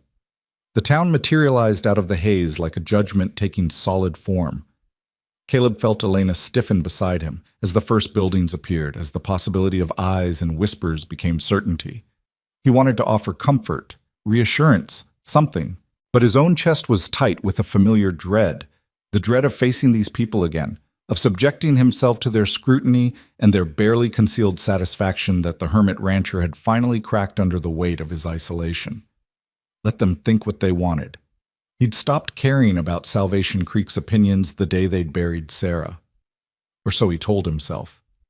The courthouse sat at the center of town, a squat brick building that housed both legal proceedings and the town's collective sense of civic importance. Caleb pulled the wagon up front, set the brake, and climbed down. He reached up to help Elena, and for once she took his hand without protest. Her fingers were cold despite the warming day. We don't have to do this, he said quietly. We can turn around right now. Yes, we do. Her voice was steady. And no, we can't. They walked up the courthouse steps together, Ivy between them, holding both their hands. The door opened before they reached it. Sheriff Morrison stood in the frame, his face carefully neutral. Caleb, Mrs. Ward. His eyes dropped to Ivy, softened slightly. Miss Ivy? Wasn't expecting to see you folks today. We need to see Judge Hartwell, Caleb said. It's a legal matter. Morrison's expression didn't change, but something flickered in his eyes. Understanding, maybe, or confirmation of a suspicion. Judge is in his chambers. I'll let him know you're here. They waited in the narrow hallway, standing because sitting felt like surrender. Through the walls came the muffled sounds of town business, voices raised in argument, the scratch of pen on paper, boots on wood floors. The ordinary machinery of civilization grinding forward, while Caleb's heart hammered against his ribs like it was trying to escape. This was a mistake. Had to be. He was binding himself to another woman, another set of promises he'd inevitably fail to keep. He was dragging Elena into a legal arrangement that would tie her to a failing ranch and a broken man. He was... Elena's hand found his, squeezed once, brief, almost impersonal, but enough to pull him back from the spiral. "Breathe," she said softly. "Just breathe." He did. In through his nose, out through his mouth, the way he'd coached her through the false labor that night, the way she was now coaching him through this different kind of crisis. Partnership, he reminded himself. That's what they'd agreed to. Not romance, not rescue. Just two people facing the world's cruelty together instead of separately. The door to the judge's chambers opened. Judge Hartwell emerged, a man in his 60s with steel-gray hair and eyes that had seen enough of human nature to be surprised by very little. Those eyes swept over the three of them and settled into something that might have been resignation. "Mr. Mercer, Mrs. Ward," he gestured to his office. "Please, come in." The office was spare, functional.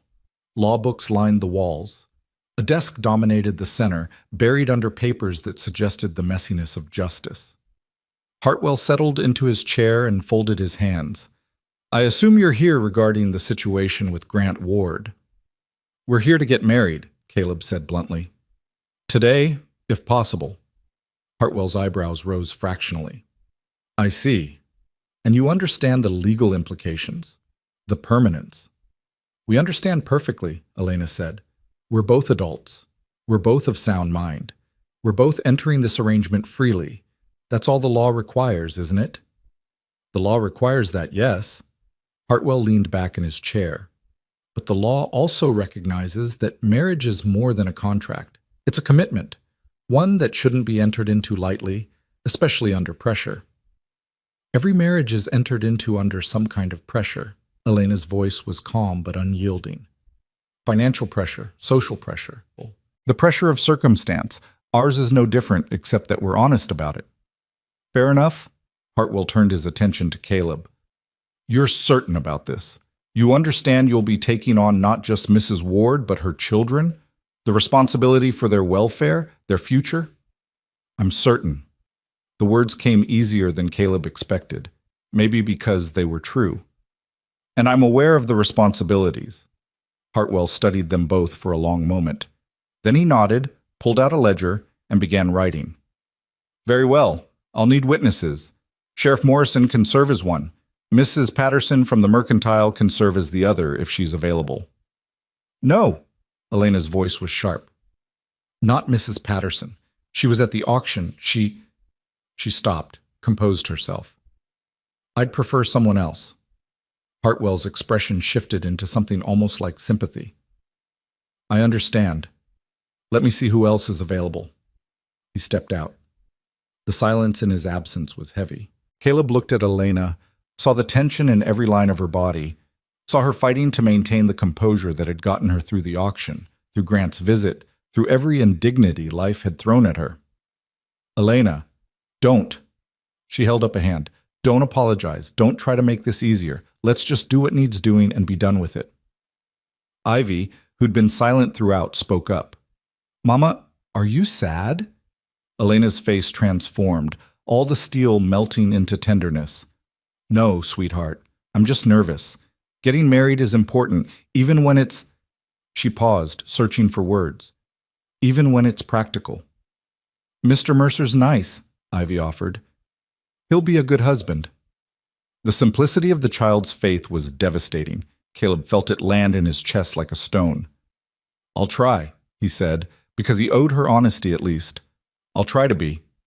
Hartwell returned with two people in tow. A clerk from the land office, a young man who looked uncomfortable but professional. And to Caleb's surprise, Doc Reynolds, the town physician. "Doc volunteered to witness," Hartwell explained. "Said he owed you a favor, Caleb." Caleb met the old doctor's eyes. Reynolds had been the one to tell him Sarah was dead. had sat with him in that awful room while Caleb's world had ended, had asked for nothing, expected nothing, just offered what comfort a medical man could to a grief that had no cure. "Thank you," Caleb said.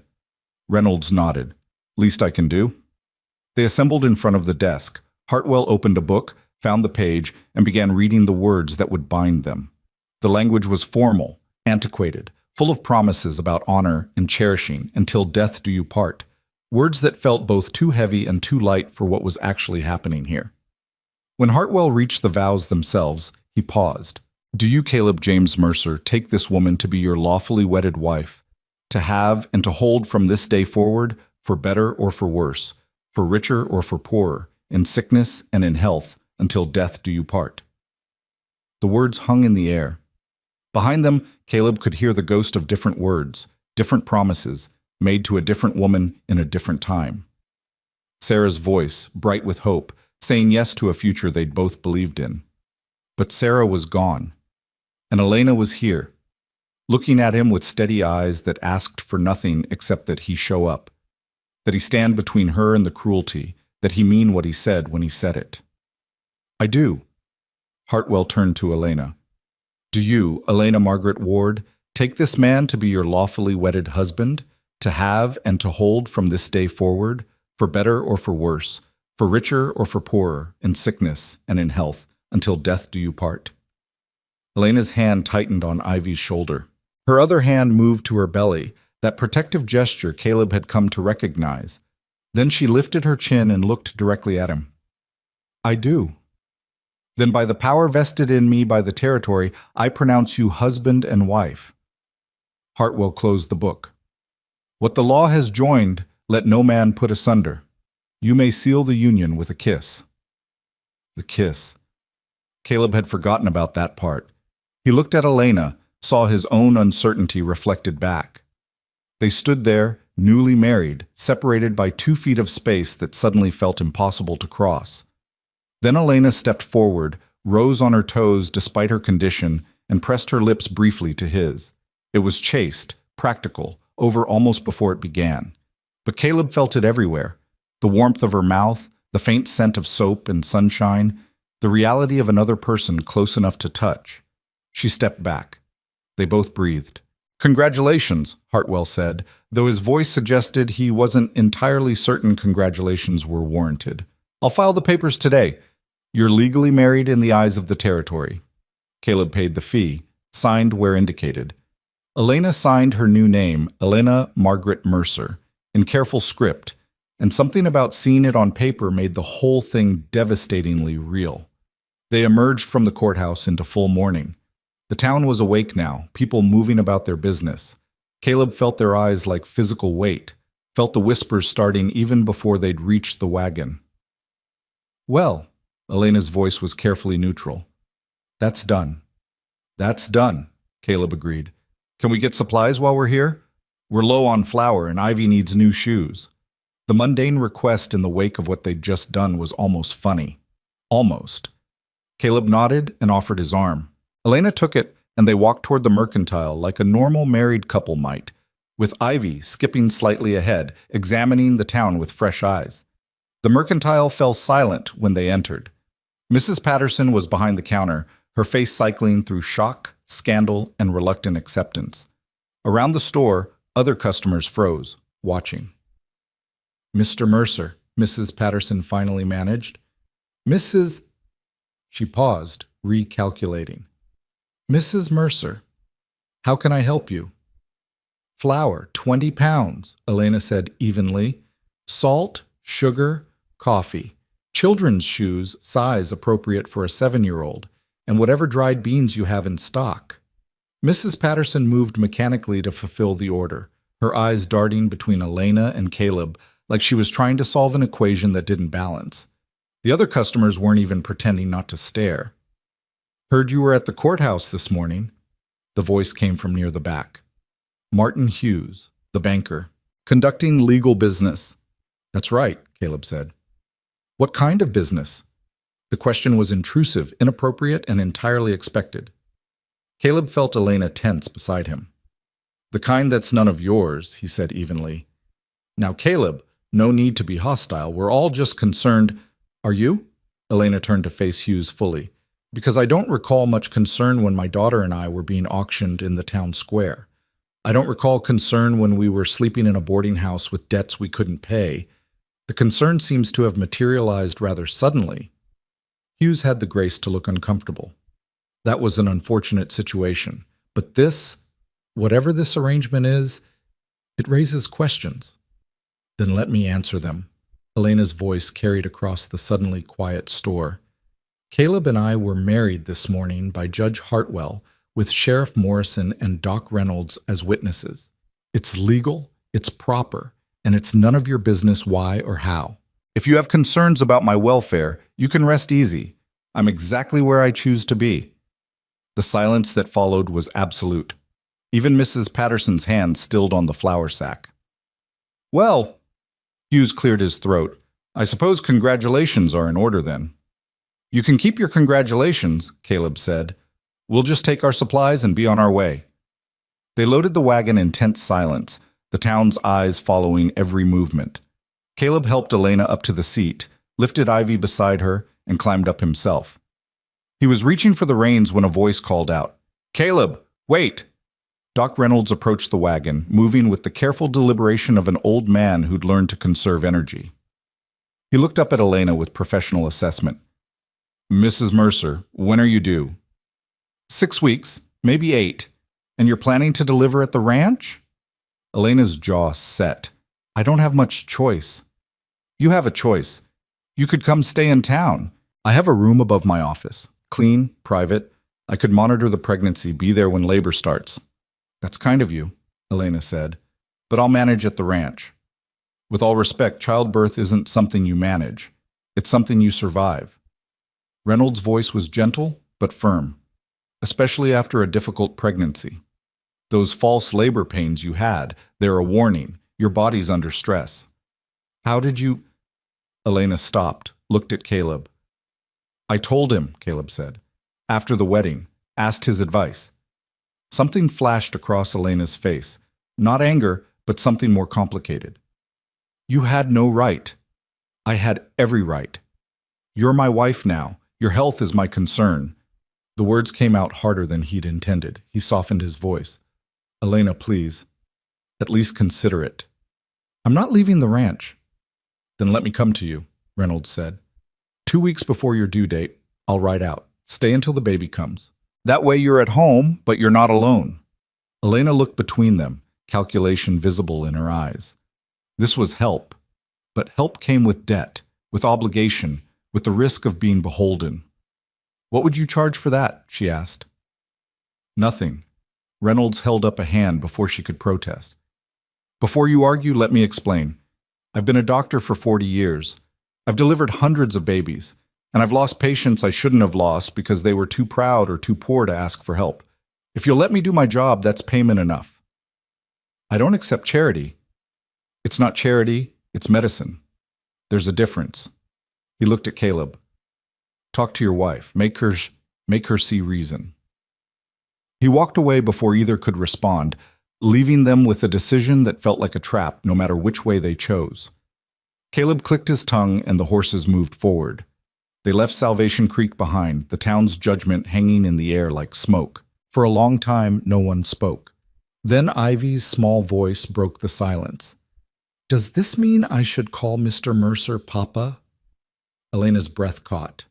Caleb felt the weight of the question settle on his shoulders. You can call me whatever feels right, he said carefully. Mr. Mercer, Caleb, or nothing at all. I'm not trying to replace your father, Ivy. I couldn't if I tried. But you're married to Mama now. That makes you my papa, doesn't it? In the eyes of the law, yes. But family is more than law. He glanced at the small girl between them. Your real father was a good man who loved you. I'm just the man who's here now, trying to do right by you and your mama. That's all. Ivy considered this with that unnerving seriousness. I think I'll call you Caleb. Papa feels like it belongs to someone else. Is that okay? That's more than okay. Elena was silent, her face turned away toward the passing landscape. But Caleb saw her wipe her eyes, saw the subtle shake of her shoulders. Grief and relief tangled together, too complicated to separate. The ranch appeared like a refuge, the broken building suddenly looking less desolate and more like home. Caleb pulled the wagon up to the house and began unloading supplies. Elena climbed down carefully, one hand on her belly, and stopped him with a touch to his arm. "Thank you," she said quietly, "for what you said to Ivy about her father. It was the truth. Truth isn't always kind. You made it kind." She paused.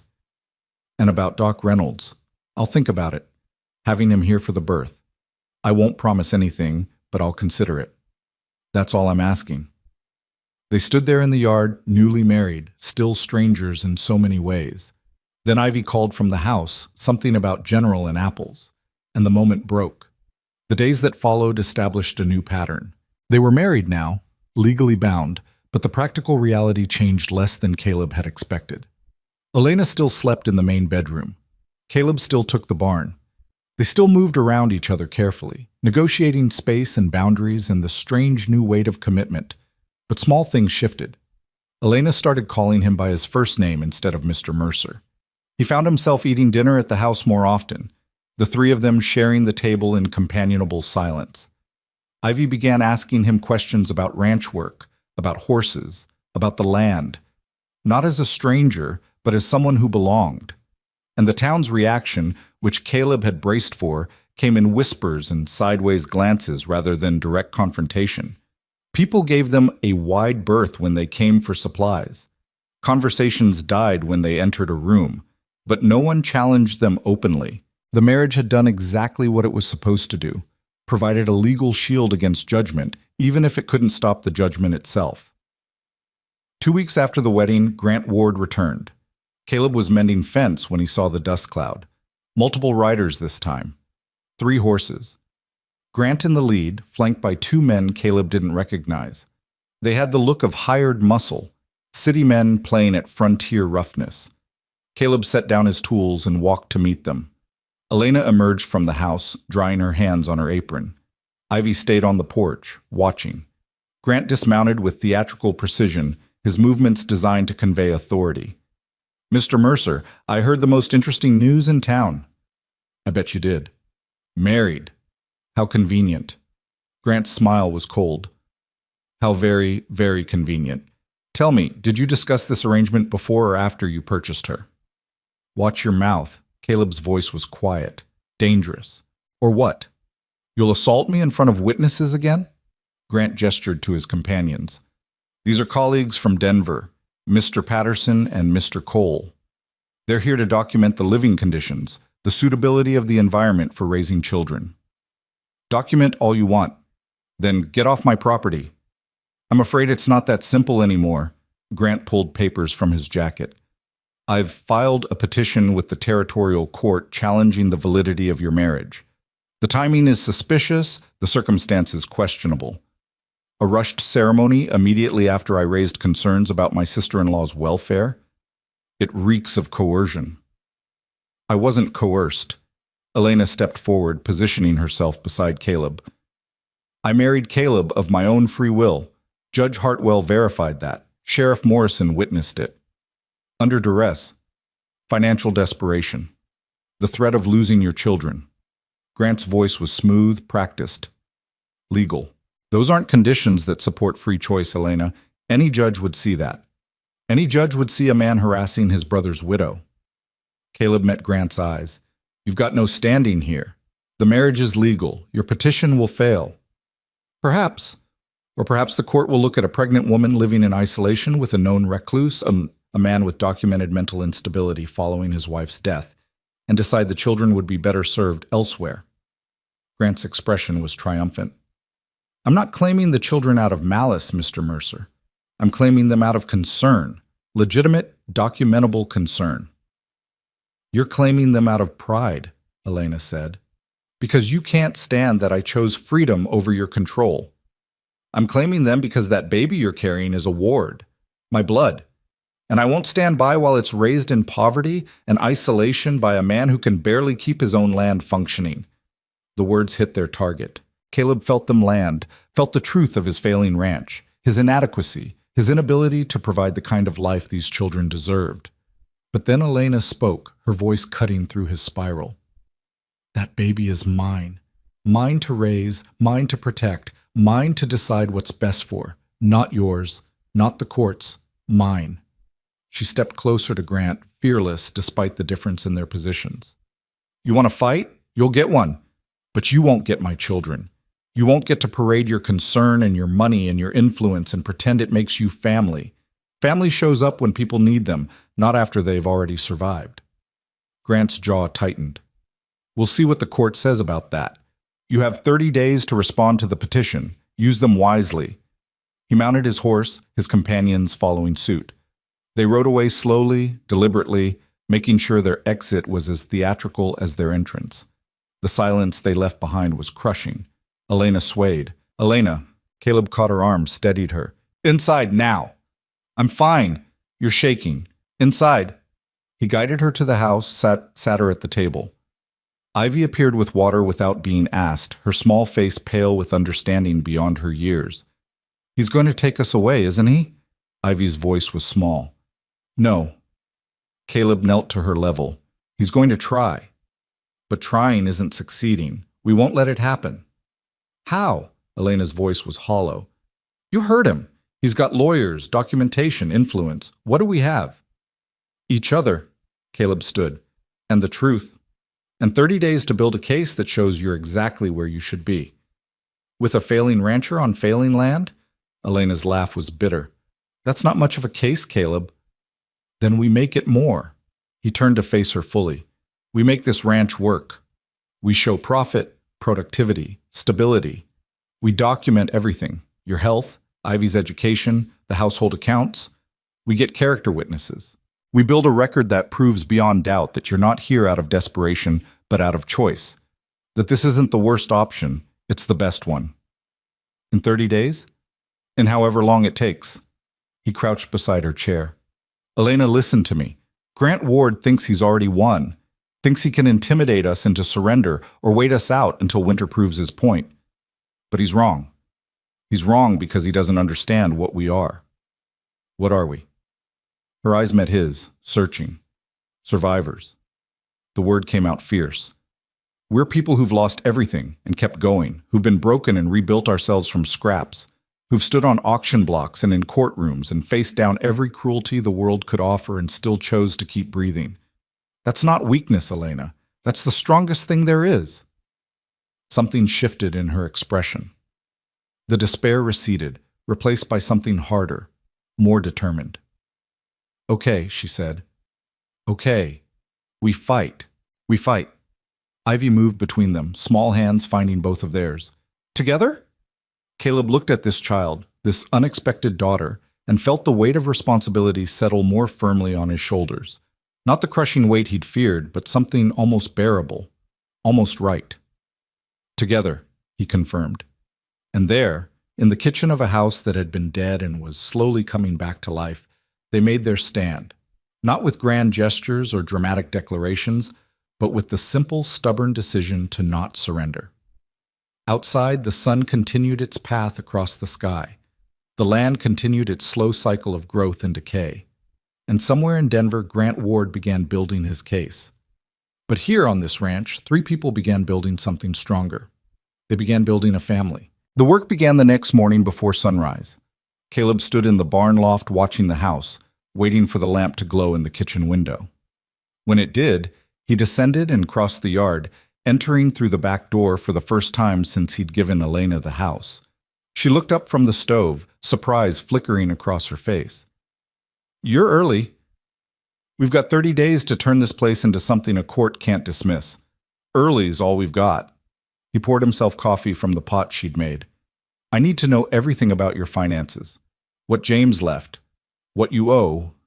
What Grant can use against you. Elena's shoulders stiffened. I don't have much to tell. James died with $47 in debt.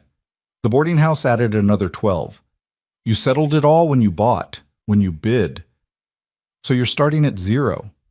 Less than 0. I'm starting at married to a rancher whose land barely sustains 1 person, let alone 4.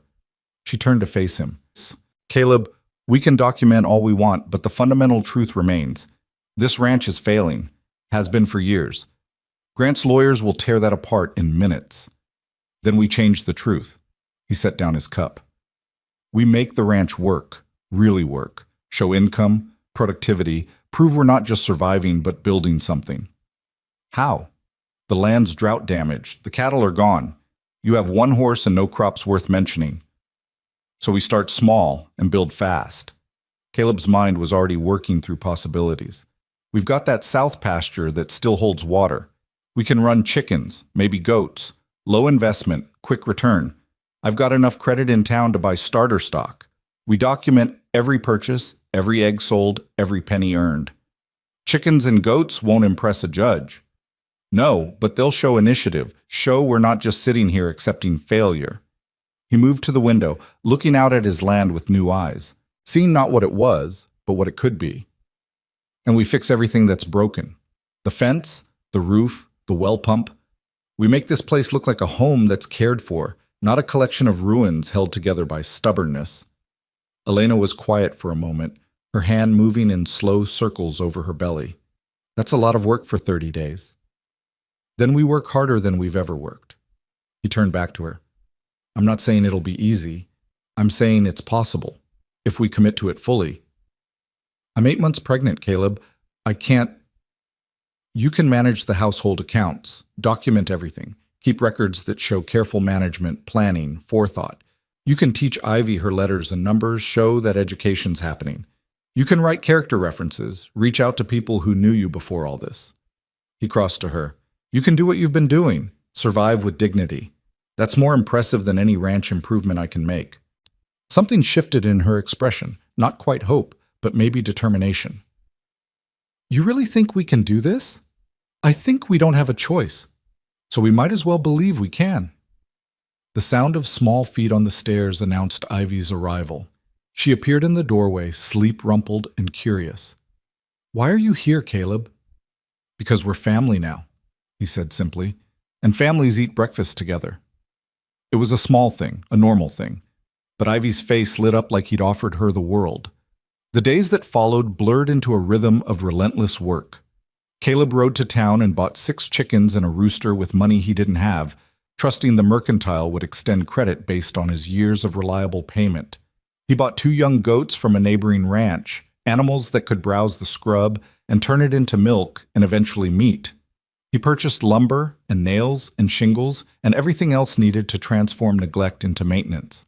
Elena threw herself into documentation with the same fierce energy she'd brought to everything else. She created ledgers tracking every expense, every asset, every improvement. She wrote letters to the minister who'd married her to Thomas, to the teacher who'd known Ivy before Denver, to anyone who could testify to her character and capability. She taught Ivy mathematics using chicken eggs and reading using the old newspapers Caleb brought back from town. And slowly, impossibly, the ranch began to transform. The chicken coop that had stood empty for 2 years filled with noise and life. The goats cleared brush and provided milk that Elena turned into cheese, which she sold in town for small but real profit. The fence got mended, the roof got patched, the well pump got fixed properly for the first time in years. Caleb worked from dawn until dark, pushing his body past exhaustion, falling into his bedroll in the barn, too tired to think about failure or fear. But one night, 2 weeks into their 30-day countdown, Elena appeared at the barn door. You need to sleep in the house. He looked up from the harness he was mending. I'm fine here. You're not fine. You're exhausted. You're pushing too hard. She stepped into the barn, moving carefully in the dim light. We have a spare room. Ivy's room is small. You should take the larger bedroom. That's your room. It's too big for just me, and you're my husband. It's ridiculous that you're sleeping in a barn. She held up a hand before he could protest. I'm not suggesting, we're not. She stopped, frustrated. There's a bed. You need proper rest. That's all this is. Caleb studied her.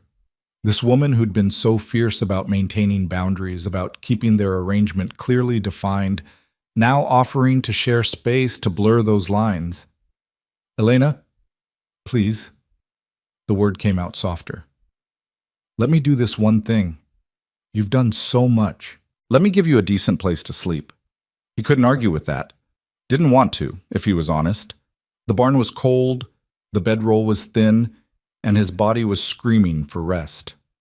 "All right," he said. "Thank you." That night he moved his few belongings into the house. The bedroom Elena had been using was indeed too large for one person. She'd divided it with a curtain hung from the ceiling beam, creating two spaces within one room. Her side held her bed and Ivy's crib that would soon hold the new baby. His side held a bed he recognized, the one he'd shared with Sarah, moved down from the attic where he'd stored it. "I hope that's okay," Elena said from the doorway. "I thought it seemed wasteful for it to just sit unused." "It's fine." His voice came out rough. "It's just a bed." But it wasn't just a bed. It was the place where Sarah had died, where he'd held her while the life bled out of her, while she'd begged him to promise he'd be okay, a promise he'd never managed to keep. Elena seemed to read something in his face. "I can move it back. I didn't think—" "Leave it." He sat on the edge of the mattress, felt the familiar give of old springs. "You're right. It's wasteful to let it sit unused, and maybe—" He stopped, started again. "Maybe it's time to stop treating everything from before like it's sacred, like touching it will somehow dishonor her memory. Or maybe," Elena said quietly, "using things she loved honors her better than locking them away." She left him alone to settle in. Caleb lay down on Sarah's side of the bed, his side now, he supposed, and stared at the ceiling. The same ceiling he'd stared at 3 years ago, the same room. But everything was different. Sarah was gone, Elena was here, and somehow, impossibly, life was continuing. He slept better than he had in months. The 25th day arrived with a letter from Grant's lawyer. Elena read it at the kitchen table, her face carefully blank. Then she passed it to Caleb without a word. The language was legal, dense, but the message was clear. Grant was requesting a formal hearing to determine custody and living arrangements for both Ivy and the unborn child. He was claiming that Elena's marriage to Caleb was coercive, that the ranch was inadequate, that the children's welfare demanded intervention. The hearing was set for 1 week from today. 5 days left. "We're not ready," Elena said. "We've done so much, but it's not enough. He's going to walk in with lawyers and money and a house in Denver, and we're going to counter with chickens and a patched roof." "We're going to counter with truth," Caleb set down the letter. "With evidence that you're a capable mother in a stable home with support and resources. That's what matters." "To who? To you? To me?" Elena's voice rose. "The judge is going to see what he sees, a pregnant woman in the middle of nowhere with a man she barely knows. All our documentation, all our work, it's not going to change the fundamental optics. Then we change what he sees." Caleb stood, pacing the small kitchen. "We bring people to testify. Doc Reynolds can speak to your health, to the preparations we've made for the birth. Sheriff Morrison can speak to the legality of the marriage. We can bring the mercantile owner to show our credit, our payments, our reliability. And Grant will bring character witnesses who'll say I'm unfit, who'll say I abandoned propriety by marrying so quickly, who'll say—" Her voice broke. "Who'll say what everyone in this town already thinks, that I sold myself for security." The words hung between them, ugly and honest. Caleb crossed to her, knelt beside her chair. "Look at me." He waited until her eyes met his. "I don't care what this town thinks. I don't care what Grant Ward thinks. The only opinions that matter are yours, mine, and Ivy's. Do you feel secure here?" "Yes." "Do you feel respected?" "Yes." "Do you regret marrying me?" She was quiet for a long moment. "No. I thought I would.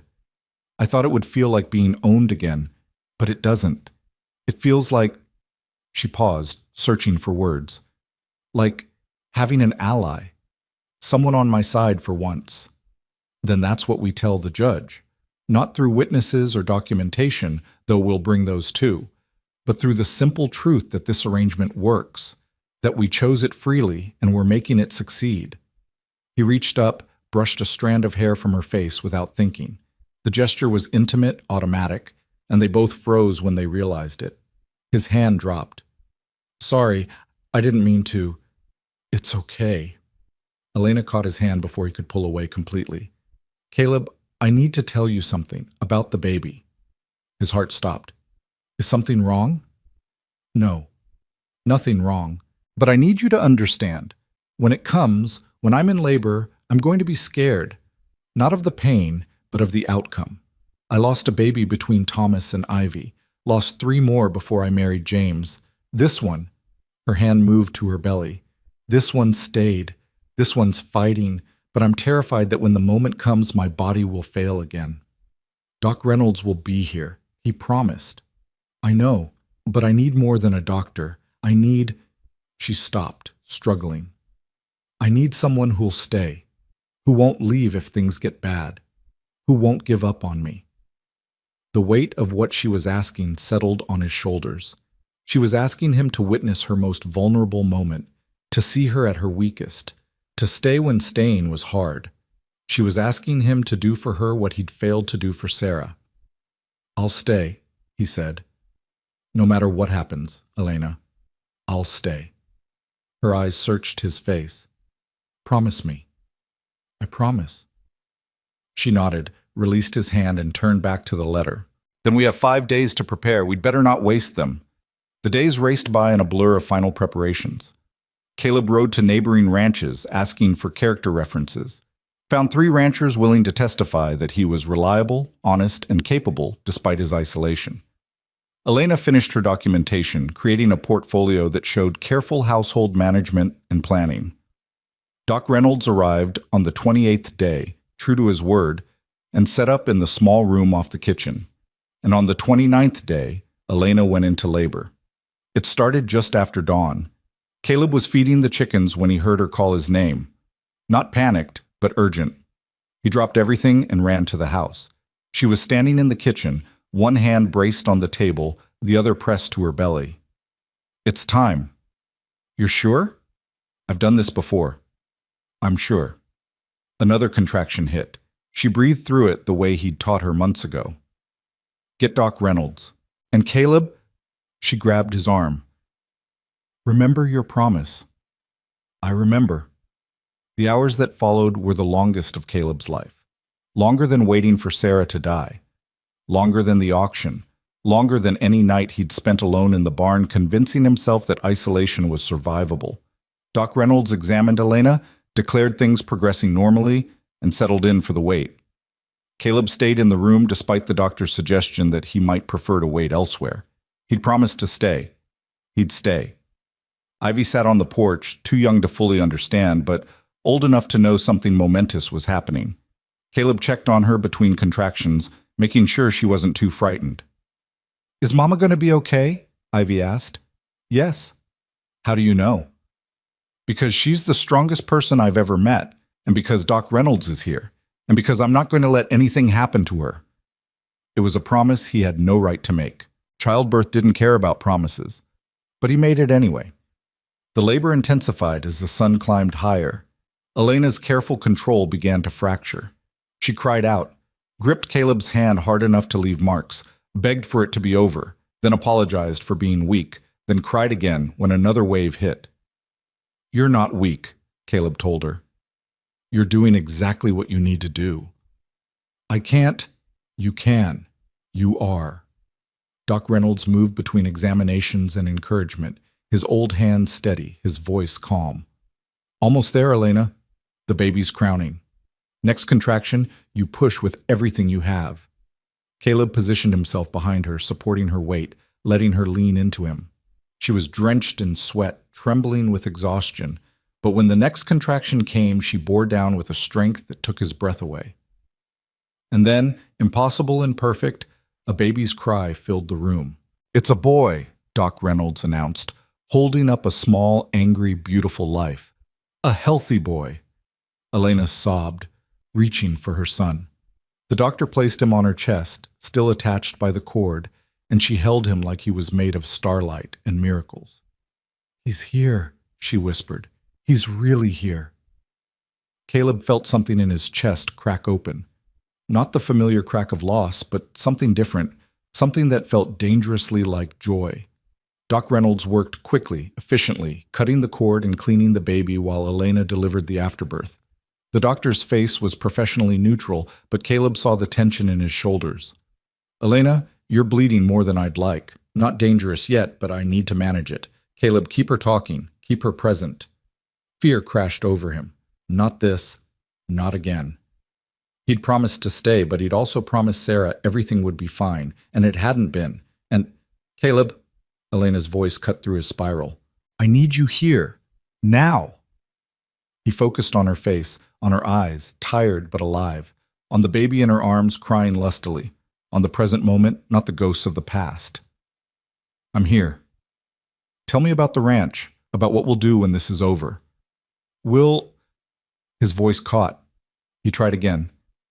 We'll finish the fence, get more chickens, maybe some proper cattle come spring. We'll expand the garden, teach Ivy to ride. Teach this little one too, when he's big enough. What should we name him? Elena's voice was getting weaker. Elena, stay with me. Doc Reynolds' voice was sharp. I need you to stay present. I am present. I'm just tired. She looked down at her son. Thomas?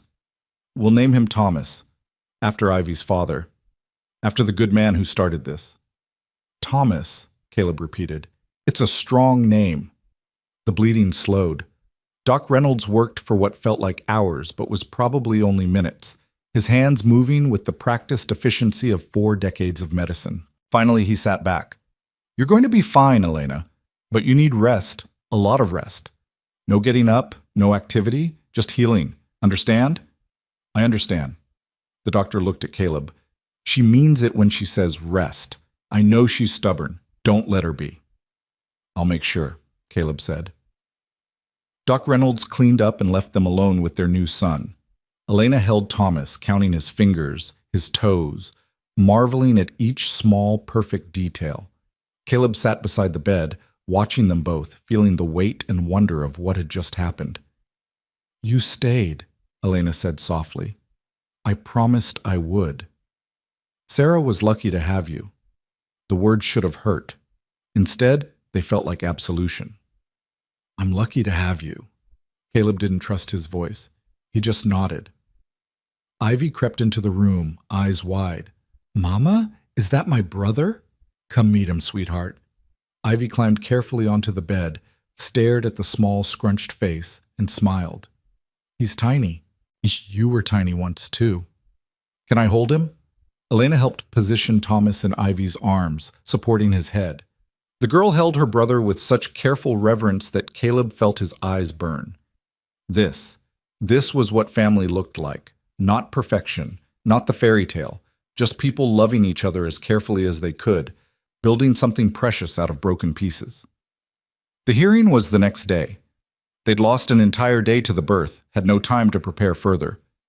But when Caleb rode to town to inform the judge of the situation, carrying Doc Reynolds' medical documentation, something unexpected happened. Grant Ward withdrew his petition. Judge Hartwell delivered the news himself, riding out to the ranch that evening.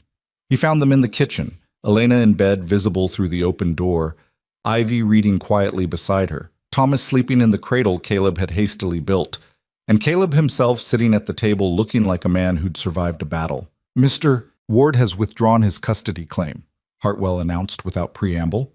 Apparently, Doc Reynolds sent him a rather strongly worded letter about the successful delivery and the stable home environment. Several other town residents added their own testimonials. The weight of evidence became insurmountable. So it's over? Elena's voice came from the bedroom. It's over. The marriage stands, the children remain with you, and Mr. Ward has agreed to cease all further legal action. Hartwell pulled out an envelope. He also sent this. Said you'd understand what it means. Elena opened it with shaking hands. Inside was a bank draft for $500 and a brief note. Caleb read it over her shoulder. For the child's welfare, consider all family debt settled. GW. He's buying his conscience, Elena said bitterly. He's admitting defeat, Hartwell corrected, and providing resources that will help establish this ranch on solid footing. I'd suggest you take it. We'll take it, Caleb said, and we'll use it to build something worth having. After the judge left, they sat in silence. The enormity of what they'd accomplished settled over them like snow, quiet, transformative, permanent. We did it, Elena whispered. We actually did it. You did it. You fought for your children and won. We fought together. She looked at him. That was the difference, Caleb. Not the documentation or the ranch improvements or any of it. The difference was that I wasn't alone anymore. Ivy appeared in the doorway, holding a piece of paper. I made something. She held it up. A drawing, done in careful crayon. 4 figures holding hands, a tall man, a woman, a small girl, and a tiny baby. Above them, in Ivy's careful letters, one word: home. It's us, Ivy explained unnecessarily. Our family. Elena's eyes filled with tears. Caleb felt his throat tighten. It's perfect, sweetheart, Elena said. Absolutely perfect. That night, after Ivy had gone to bed, and Thomas was sleeping and Elena was finally resting properly, Caleb sat on the porch watching the stars emerge. The ranch was quiet except for the normal sounds.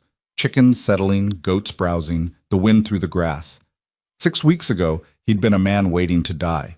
Alone, broken, convinced that the best he could do was endure until endurance was no longer required. Now he was a husband, a father, in all the ways that mattered, if not biology. A man with people depending on him, trusting him, choosing to stay with him, not out of desperation, but out of something that might, given time, become love. It was terrifying. It was wonderful. The door opened behind him. Elena emerged, moving slowly, wrapped in a shawl against the evening chill. She shouldn't be up, but Caleb had learned when to fight her stubbornness and when to accept it. Couldn't sleep? He asked. Didn't want to. She sat carefully beside him.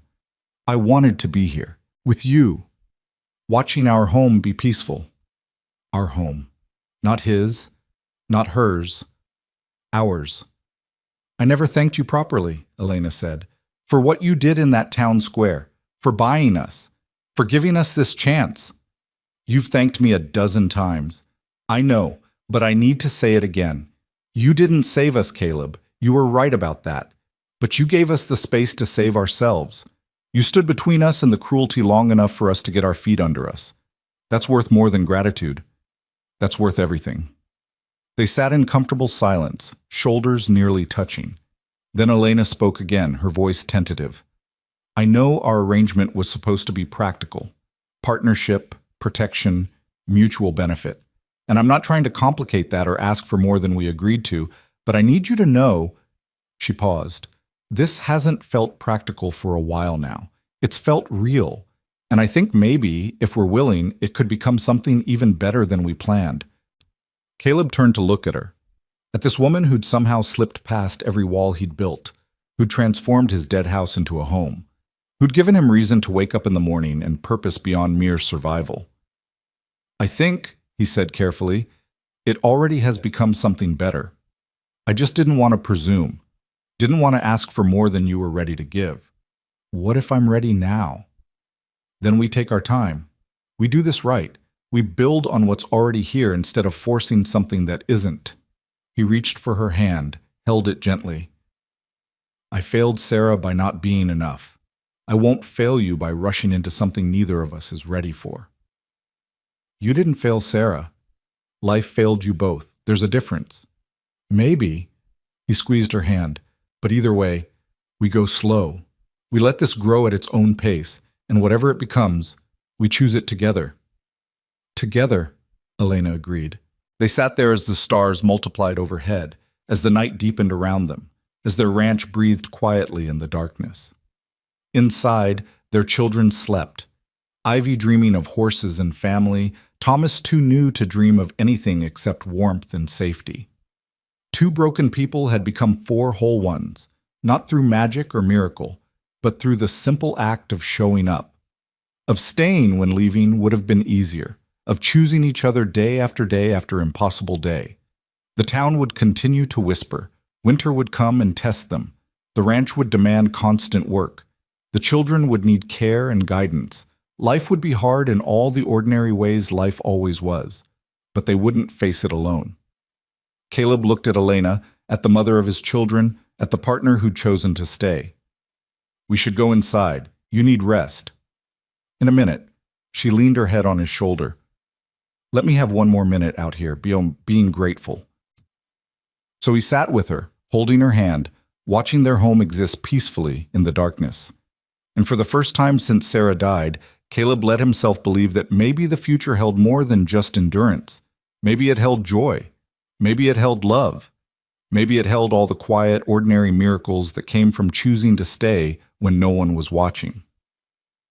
When there were no witnesses to judge or applaud, when it was just two people facing the world together, building something precious out of the wreckage they'd been given. The stars wheeled overhead. The wind carried the scent of sage and possibility. And on a broken ranch 12 miles from nowhere, a family settled into the business of being, not perfect, not easy, but real. And that, Caleb realized, was more than enough. It was everything.